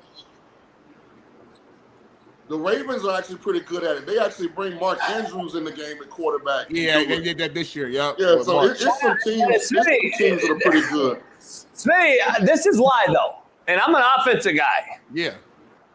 If I can put 600 pounds behind me and push you and 8 in a bed, I got to be able to put 600 pounds behind my nose guard then. True. It's not fair, homie. It's not fair play. This is not a fair play. This looks like a special teams play from alignment. If you just look at the I'm an offensive guy. It looks like punt block, right? It look like. If I'm an offensive guy, I'm okay. Okay, don't change it. But on defense, I need to be able to combat the rule. Yeah. Like, how is it the rule then? It's not a fair act versus full side. If I'm the head coach for the Commanders or any other team playing the Eagles, I need to say, all right, listen, there's got to be a fair rights committee here in the offseason. Again, they've already brought it up 3 years in a row. What can we do on defense then? Oh, you're going to award a touchdown if I push my nose guard into your center? Like, so, JB, you ever play video games, JB? It's like a glitch in the video game. You know, like one of the teams on Madden got like one play that you cannot stop no matter what you like. What you do? Glitch. Yeah, it's like a glitch in the game. Yeah. I just think that it's you got to be able to combat it, and then you add I got to call Smitty if I want a fucking onside kick though. Right, Come on, man. This is stupid. That's why I said it. Somebody will have to do something dirty to Jalen or whoever the quarterback is in order for to make them persuade them to hesitate to not call this. And I'm not wishing that. I'm just saying, to your point, there's nothing. You can't do anything. There's no way to stop this. We've seen all different types of things. We see Louisville trying to over the top. There's nothing you can do to stop it. So I don't know. Smitty, here's the issue though. We talk all this player safety bullshit, but there's clearly protection here, only I guess when it comes to the QB, because nobody else they don't give a fuck about no other player then. That, JB. That's why I always got a strong position on the football field. I'm just y'all's fault because the way they cater to y'all. But I got to be able to take advantage of it then on defense. And then I want a protection too. Like, that's what I'm saying. I want fucking protection too then. So I can't leap? Follow the rich white man is what they said, a famous line in the rush hour. In NFL terms, is follow the rich quarterback. They want to protect the guy who's bringing in the money and making the most money. They don't care about the D tackle, the corner, the linebacker. They're replaceable. Because I'm going to get me a Frankie Louisville jersey. That's what I'm going to do. Nah, I actually like Louisville. Like, on a serious note, though, he's been balling this season. Hell of an athlete. Hey, that was the second best jump I seen. The first one was that you saw that dude in court, that prison who jumped. Oh, yeah.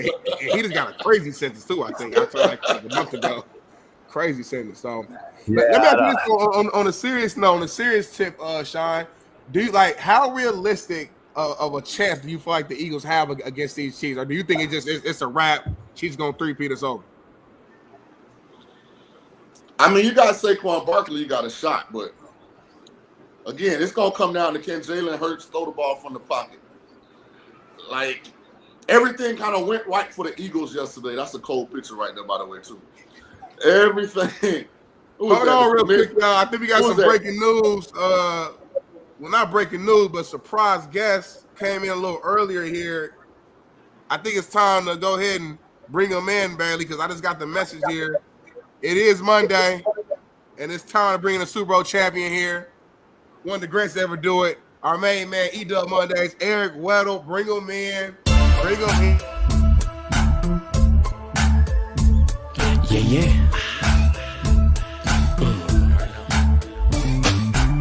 I'm in my mode, ready to transform you into I hate a storm, Hail Marys, I make it pour. Good, I ain't lying, you little giants, we been defiant, rising. What's the cost to be the boss, breaking down the walls? We all in once the coin gets tossed. Got the plan of action, never acting. No need to scramble to get traction. We make it happen. From 3-4s to 4-3, we get it cracking. That's 4 boxes thing. E-Dub. What's up, boys? Oh, what's up? Yeah, I am. A surprise guest, Smitty? Really? I've only been doing this for 2 years now? Oh, I was about to leave. I've been sitting here for 8 minutes. 8 minutes seeing you guys chat it up. And I'm like, all right, well, one message, and then I'm going to be out. I got plenty of things to do. Didn't even see you, E-Dub. That's what I mean. It's all right. Wrong words, E-Dub. It's okay. We brought in Shaun kind of early doing Matt's thing. Oh, Shaun's good, man. I love Shaun. I love all your guys, but damn. Time is precious around here. You know what I'm saying? Hey, you got a coach, Smitty. All right, Weddle is in the car like he's scoping out the local bank. He about to rob.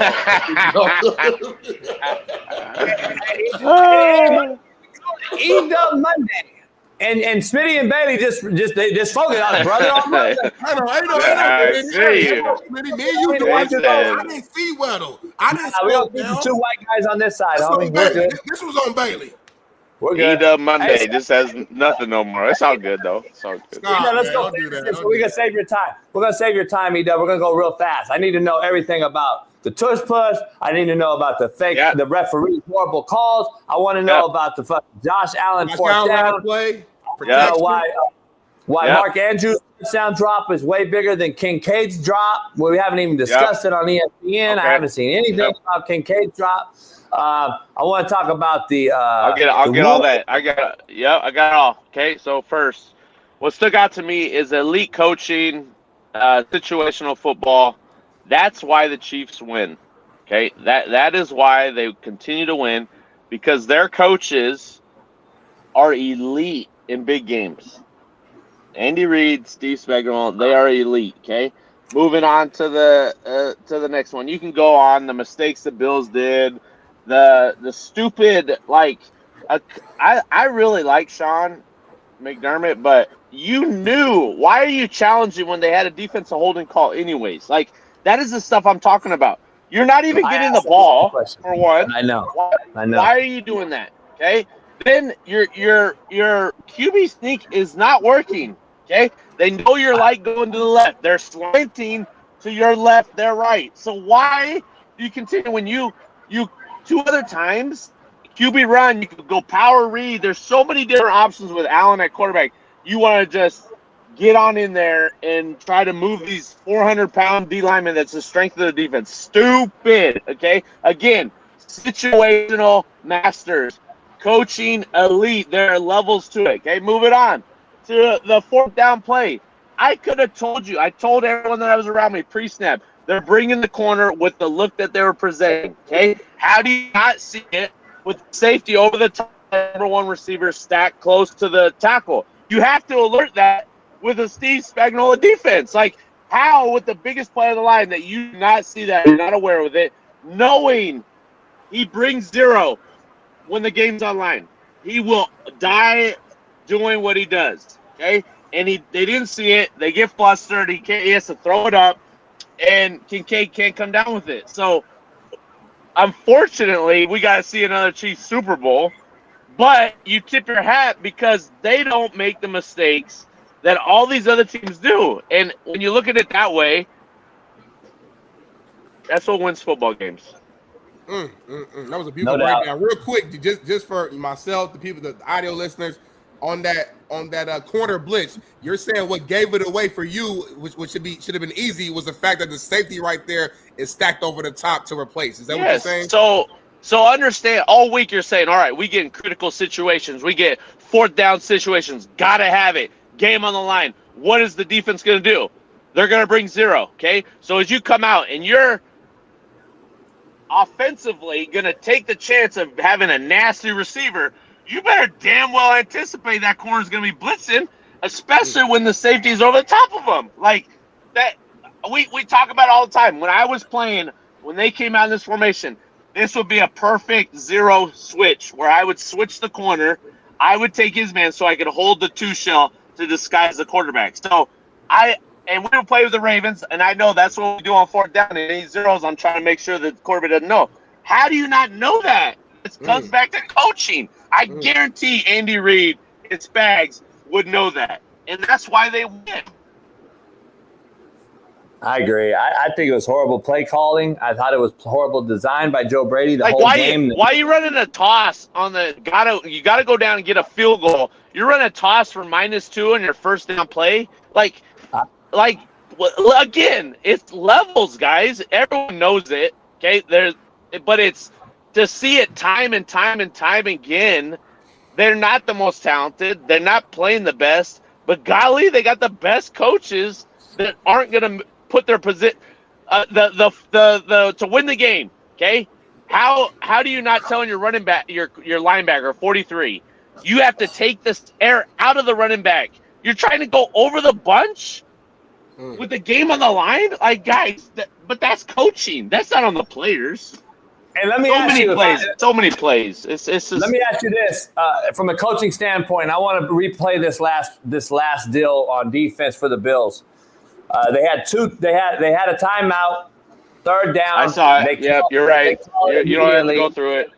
They should have called it after the third down play for your exact reasons.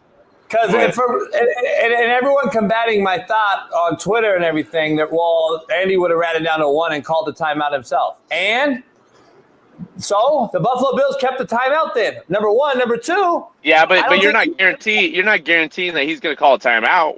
Why would he waste the timeout when you don't know the game's in hand? This is the exactly. And Andy Reid, you want to put the onus on them. Yeah, put the onus on them. And at that point, you called the timeout basically for Andy Reid, the best play caller in football, to devise a play against you. And I'm like, why would you do that? Make it go fast. And then let me have fourth down timeout. It would have been, about a minute 1 left? I mean, Mahomes beat you with 13 seconds 3 years ago. Why can't you score in a minute 1?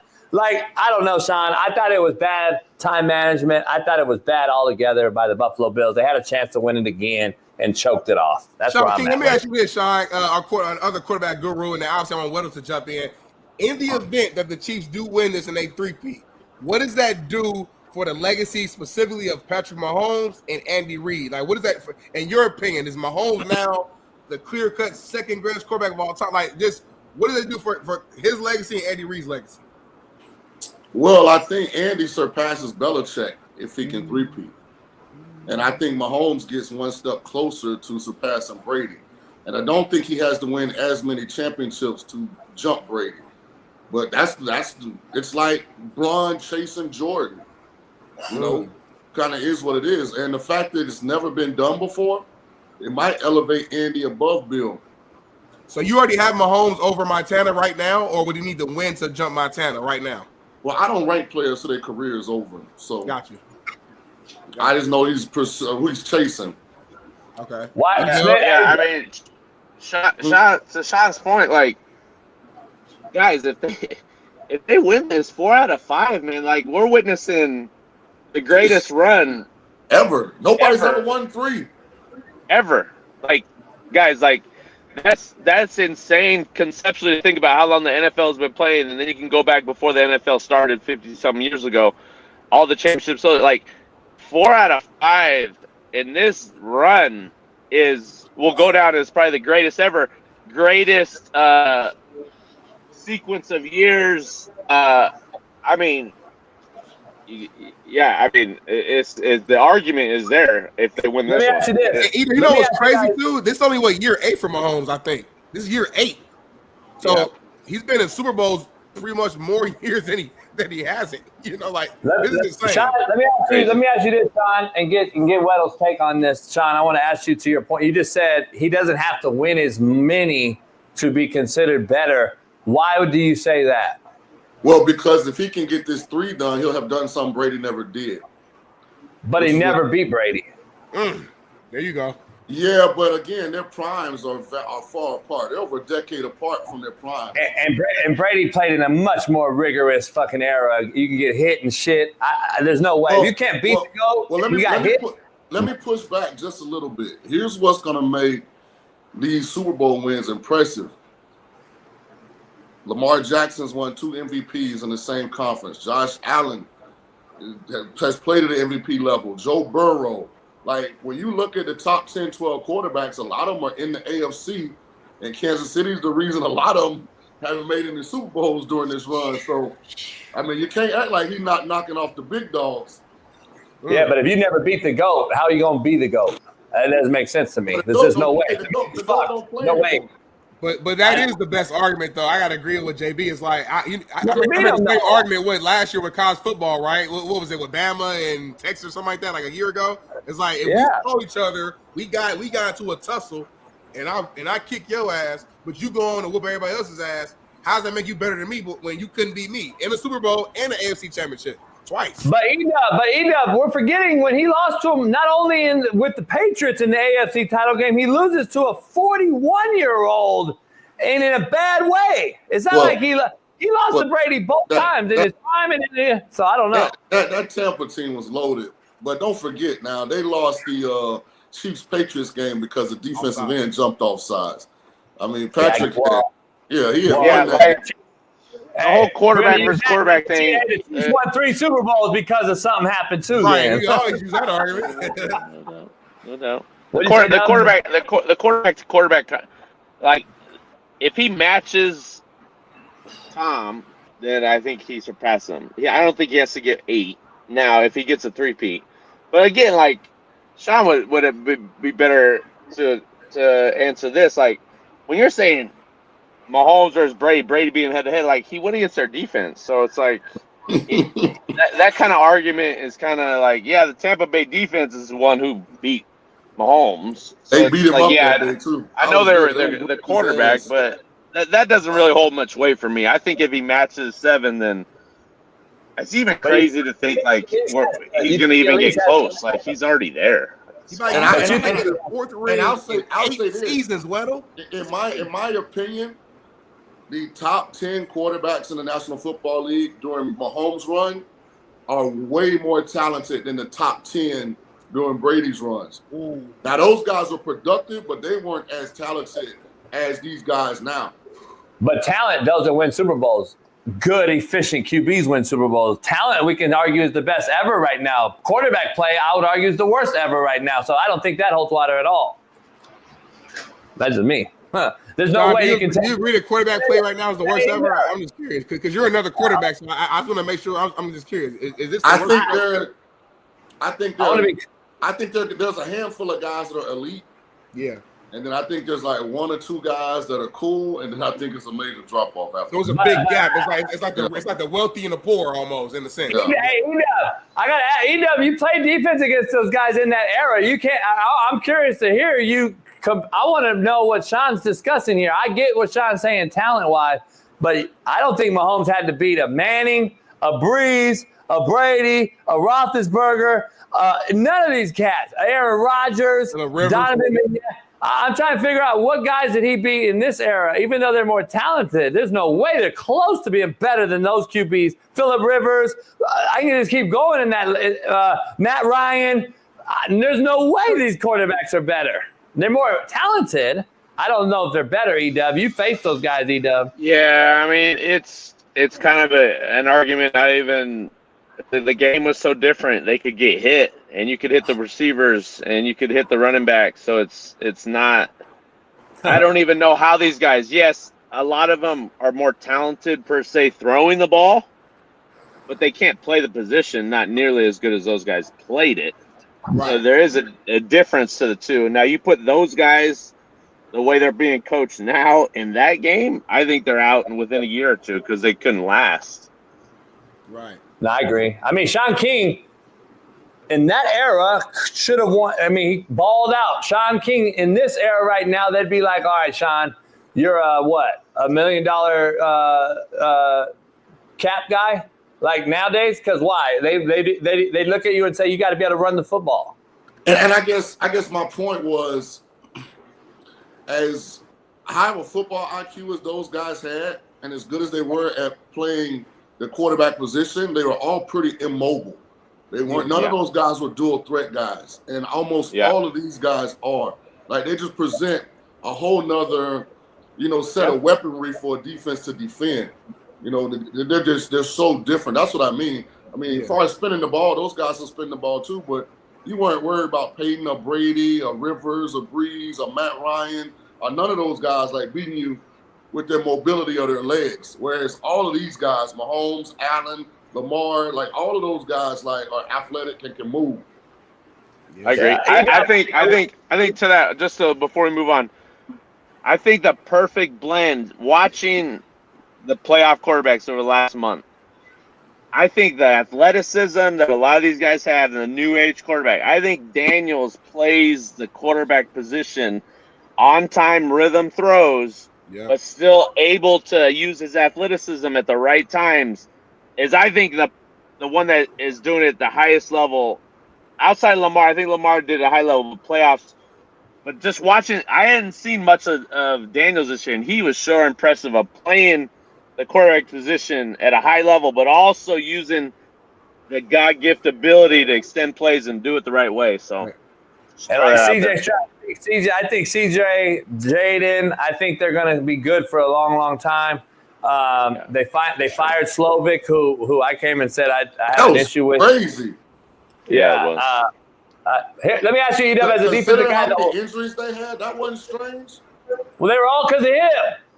Shit. I remember you saying that when Tank Dell got hurt. I remember you going off on the OC. Shit, all the injuries because of that motherfucker. Hey, Edel, let me ask you something on defensive side. I'm a head coach.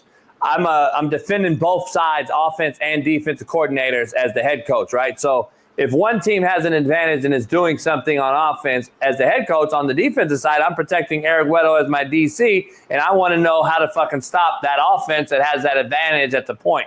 The Eagles have the tush-push advantage. It's clear as day that it is an advantage to me that the defense can't combat due to the rules. So I said in the lounge here the other day, a couple of coaching buddies over here, and I'm like, dog, I jump the fucking center every time until the Eagles stop. I said I would do it. They're not gaining no yards. It's half the distance, so I'm going to keep pushing it. And what? Did you say Shaun? I said Frankie Louvu. All these are breaking news. I'm sorry. Keep going. No, I said Frankie Louvu. And I got to ask you, like, as a defensive guy, how fucking frustrating is this shit, man? Because it's not safe. We can hurdle it. We can do all these things. We can change the kickoff rules. We can tell you that I got to call you via cell phone to onside now. All this shit's changed, but the tush-push clear advantage on offense against the defense who can't do anything. I want to line up Eric Weddle and Darnell Smith and Matt McChesney in a line behind my nose guard, and I want to push them. If the offense can line 600 pounds behind the QB and push him, why is it not fair? That's the only question I ask. I don't care about – we can call me a bitch and moaner. I'm a offensive guy, and I'm actually want to see the same rules apply to both sides of football. That's how it should be meant to be. I just want to ask you, as a defensive guy, what do you do and how do you feel? Yeah, the rules aren't fair on that play, but I don't really waste time on things I can't control. The defense coordinator is going to say, don't let them get to a 3rd and 1 and 4th and 1 during week of practice. So they get in that situation, then you should have been better with the rules that are applied. So it's a joke. But I don't want to waste time. I want to ask you guys your thoughts on the 4th down sneak. That one ref who saw it over the line came in, and the other ref came in below. And then who decides who gets the ball? Like, if the ball goes to the other ref, they get the 1st down. Not, mind you, they misspotted the 3rd down run where Kincaid obviously got the first down. But how does that happen in the biggest game where the Chiefs trying to three-peat and the Bills are trying to stop it, and of course it helps the Chiefs? Like, this changed everything, Weddle. This is what lost the game. This exact play I'm won. asking, like, I want to know how it continues to happen, though. Not just one game. This is an ongoing thing. We could argue the last time they played the Eagles in the Super Bowl was because of a penalty. We could argue the Niners game was a penalty. We can argue all these games in the playoffs against the Bengals and all these other teams were penalties. I get it. Listen, it sounds like a bitcher and a moaner. But the fact is, we're seeing these. Our eyes are seeing it. There's no way all of us are wrong. There's no way all of us are just seeing things. Everyone can see the ball cross the line. His body and chest is over the line. And then they review it, and they still overturned it. Like, I still like the sticks. I think it's like history. I think it's, it's kind of, what NFL is. They come out, they mark it, but I still think in today's world, they can't chip the ball in a situation like this to know exactly if it crossed the line or not. Like, how is that not? Yeah, how is that not possible yet? I don't know. And then I just want to know why. I want to know why this though. The booth gives a review anything the Chiefs did without having to throw a flag, but the Bills got a flag. The Bills got to throw a flag to. It's hey, did you guys see the delay game that went 0 a second before the 2-minute warning? 2-minute warning. Guys. So that's or the on the missed catch by Kincaid. Both the announcers said a flag on the field. What was that? Why is that? Like, they were already ready to throw it for what reason? Like, what's going on? In case he caught it. Crazy. It's crazy. Like a 50-50 like call or play, like a every time. The Chiefs are going to get it every time. And you said it, Smitty. You said it during our last week's show when I was watching. You were saying it comes out in those situations. The Chiefs are going to be on the right side. They're going to make those plays, and it's every time it happens. So. And you know why people don't like the Chiefs Queendom? You know why people don't like the Queendom fans? Because even when everybody sees it, even themselves, they still deny it and act as if they were right and it was a great spot. Josh Allen's entire fucking body's across the line of scrimmage. There we go, right here. See what I'm saying? The KC fans are so delusional, but when they lose, it's because you guys were tired of us and the refs wanted us to lose. Like, I mean, how does Romo Nance see a flag, and then they just pick it up? Wait, how does no explanation either? They just waved it up. No explanation. How does that even happen? Or did it just show up on their screen? Like it showed up to us. Like it's hard at times.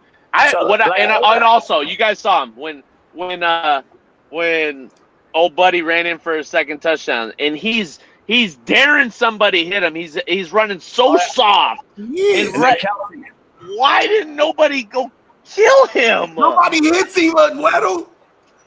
But I want to bring this up. I don't understand. Kelsey, the only guy that can instigate and not get a flag thrown on him. That's such a joke. Phillips comes over to protect his guy, and they throw a flag on Phillips for getting in Kelsey's face, who's talking shit and instigating a fight. I want to know this team is so protected that I've never seen a team this protected. I'm gonna be honest. Yeah. You can call me what you want. This team's protected. Jimmy, write a red on that for tomorrow. I think start a strong tomorrow. This might be the most protected team we've seen in NFL history. Now that I'm thinking about it. This is ridiculous. Hey, they got more protection than Donald fucking Trump. I'm going to be honest. Hey, E-Dub, last thing I got to ask you. What's your take on Pete Carroll hire with the Raiders? And your take on the OC leaving the Tampa Bay Bucks after negotiating the biggest OC payday in the NFL and going ghost and saying, I'm taking the Jag job after I said I'm not taking it? Honestly, for the Raiders, I would kind of want to see some new blood, some new give someone else a chance that deserves it, an offensive or defensive guy. I don't know. The whole retreading of coaches, you don't have a quarterback. Your team sucks. Like, he's not going to do anything there. So now Pete Carroll's going to try to turn around a franchise at 80 years old. I don't know. I think it's they're kind of searching. They're kind of throwing it out there and hoping it sticks right now, which is not good for an organization. And I like Pete Carroll, but I just think it's a younger generation. It's a younger league.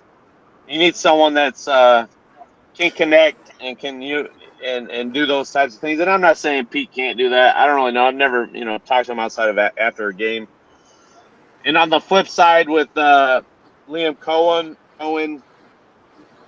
coaches are going to do what they want at the end of the day. There is no loyalty. There isn't. And loyalty is like one of the biggest things I look for in people.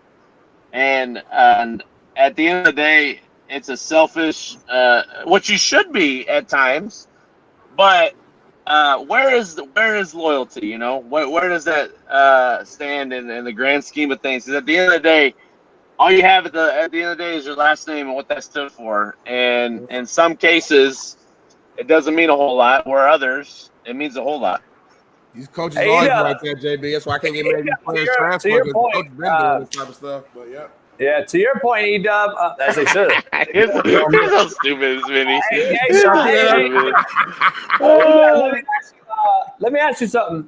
So, Dick Vermeil won it, I believe, at what, 65? I think Andy Reid's what, 63? You've gotten, the Final Four, the average coach's age was 55. Andy Reid is a unicorn, so I wouldn't put him in the mix. 66. Go ahead. But Belichick won it in his 60s. Belichick's won it in his 60s. Yeah, but those two are in the same spot. Rebuilt it. Pete won it in his 60s. He's now in the 70s. I get it. But is there another I know that's your boy. I know. Is there another energetic guy like Pete, though? Is there another guy with his energy at 72? I know it's your boy. I know it's your boy. That's good. Hey, Vegas, energy. It's LA West. What he did at SC, he's got the energy, can bring out the stars. You're in Vegas. I think it matches his personality. I think it's better than what they've had. Oh, well, obviously it's better than what they've had. I don't with what was available, like what other names would I have taken ahead of him? I don't know. Like throw out some names. Peterson, McCarthy. No. See, I mean, that's what I'm saying. Dennis Allen. Joe Brady, you're going to pluck him from the Bills. Ben Johnson was very good. Ben Johnson wanted Caleb Williams. The hiring cycle, I probably only would have taken Ben or Vrabel over a guy like Pete and what he's done and his standard. I honestly wouldn't. I like Aaron Glenn and how he presents himself and how he talks and how he coaches, but his defenses stink. So, I mean, horrible. I don't really know. Maybe you're getting the leader, which is I can see, right? But anyways, I don't know. There's not many guys out there that. I mean, honestly, I would go after Spags. I would try to give him another shot for what he's done over the last decade since he became a head coach. I think he's. I'm not leaving. I think he's had to have said it, right? Because there's no way. Yeah. Or maybe a college guy. Like, what about? Is there a college coach that is looking to move? What about Freeman? Or what about What? I don't know. What? Just throwing names out there. As you go about your day, you got to go coach the youngsters, get spring ball ready and all that stuff with your staff, and getting ready for that Rancho Bernardo season next year, your son's sophomore year. As we go into the week, what is Jerry Jones doing, and are you excited about that hire? I have multiple diehard Cowboy fans. They're everywhere. You guys know that. I don't understand how you can be a fan of the Cowboys right now. How you fire the head coach who notoriously gets you 10 to 12 wins for the assistant that doesn't call plays and has been a horrible OC his entire career. How if you're a player, if I'm a veteran, This guy's been in the building the last couple of years. Where is the change? Where is the accountability? Where is the culture shift that needs to happen? The reality is Jerry wants a puppet. He wants to pay him nickels and dimes. Yeah, and he wants control. And until that changes, the Cowboys are never going to do anything because you're hiring a guy that shouldn't have. He got no interviews, no interest from anybody else. That tells you everything you need to know.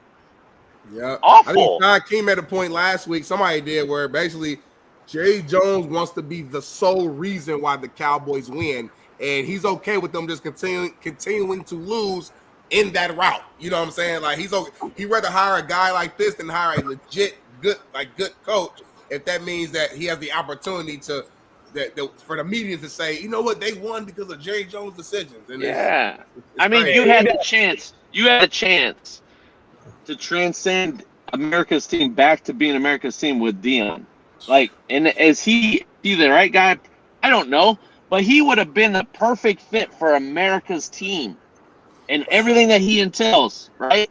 But you don't even, like Irvin said, they're losing what they were, and you're seeing it live in real time. You're seeing the Cowboys brand go like this. As a personnel guy and a guy that's worked in the front office as you have, I got to ask you before we get out of here, we'll end the show. Was there a reason why this happened on a financial side? Like, Dak Prescott's contract was unavoidable. You couldn't get rid of it.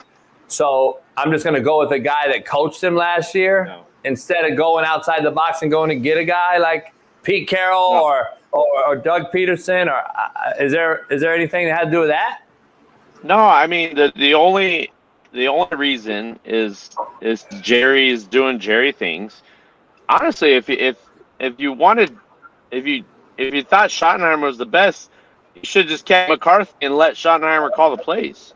Yes. Like you don't. There doesn't need to be a whole shift. You're not changing the identity of the team. He's the same guy. He's been on staff. They fired Zimmer, I guess. Yeah, and the players actually like McCarthy too. The players will support trying to back McCarthy. So I don't get it. I don't get it. By the way, Dub, you had Dan Quinn in your building, who just played an NFC title game. He did. Or Kellen. Look at what Kellen Moore's done in Philly with that team and working it out. Like I don't know. I just don't know what direction they're going with. He's got to feel like Dan Snyder right now, selling the team or getting kicked out of the league for his team that's in the NFC title game a year later. Jerry's old. Maybe he's not thinking straight. His son got to step. Steven should have stepped up like, hey, Dad, we can't go this route. Like, this don't make sense. It's just bad ball. It's bad ball. It's bad. And then even worse is how dirty they did McCarthy, not letting him interview for 10 days. Then let him go, so now he can't even find a job. Like that's just dirty. I'd fucking sue his ass. It's unbelievable. And he ain't taking an OC job, McCarthy. He's like, nah, I'm too old to do that. And I don't see Doug Peterson. This could be the next shift. This could be the next cycle, like Pete and Belichick last year and Vrabel. This will be that cycle with McCarthy and Doug Peterson. If Peterson gets another job, then he's got pictures on the owner or something because he doesn't deserve a head coaching job. Sorry. JB thinks he does, though. That's why he keep bringing his name up. No, I don't. I don't. I just think that I wouldn't be shocked if Pete Carroll hires him as OC, though. I wouldn't mind that. No, I mean I think he can. He's fine in that role. A lot of great coordinators are better at coordinator, not head coaches. Yep. That's fine. Yep. It's E-Dub Monday. E-Dub Monday, Smitty. E-Dub Monday. I'm not a special guest. I'm not like one that comes every once a year. I've been here since August, every Monday, except for one. So I'm kind of a regular on the show. Every time you come on, it's special. That's why I meant. Yeah, right. There's only 2 more Mondays for you, and then the spring you're off. You got all spring ball going. Anything planned for spring ball with your guys? We're just lifting and then starting New coaches? Any coaching hires or changes or no? Yeah. It's in the works. Interviewing. I'm going to give up defensive coordinator, play calling to one of my assistants, and I'm just going to focus on offense. Just feel like that's better for the team, better for the players, and we'll see how that goes. I'll still coach safeties, but going to give that up. If you're not trying to promote, trying not to grow your coaches and promote from within, then you're doing them disservice. So that's what I'm trying to do with them, and hopefully they take it and run with it. So we'll see how that goes. And nobody knows offense better than a great defensive guy. Well, I still have tons of room to grow, but I know. I'm just saying. Hey, I tell people all the time. Nobody knows defense better than a good offensive guy. It goes both ways. True. It does. Nah. E-Dub, appreciate you coming in, man. Enjoy the week. Always, and hopefully there's no fires. Hopefully the rain got the fires out. Yes, sir. Good to see you, boys. All right, brother. Shout out to Matt. Shout out to Shaun, being late, leaving early. BPS. Shout out to E-Dub, sitting in there for 20 minutes, and Smitty don't see him. And shout out to everybody, man. Shout out to the show. Appreciate everybody. Bailey on the ones and twos. I'll be doing a LA Slap Nation. We're going to call it Slap Nation with the LA logo. And that is going to be all things in the second largest media market. We're going to break down all things NFL, Rams, Chargers, USC, UCLA. We'll touch on other things on Slap Nation. We're starting it next Monday, Bailey and I. So make sure on the other channel that you subscribe and become a member today. Plus, we're going to have a lot of other things on there, some cooking videos, some yacht videos, some dog videos, some go-go. All that's going to be on there. So pound that like, subscribe, become a member, and head on over to BetUS today. We'll see you tomorrow for Talk That Talk Tuesday as Dr. Jesse Morse joins us with an injury update, plus Steve Kim, the Korean Cosell. Plus, it is T-Rich Tuesday as Trent Richardson joins us on the realest show on planet Earth. We'll see you tomorrow. Peace.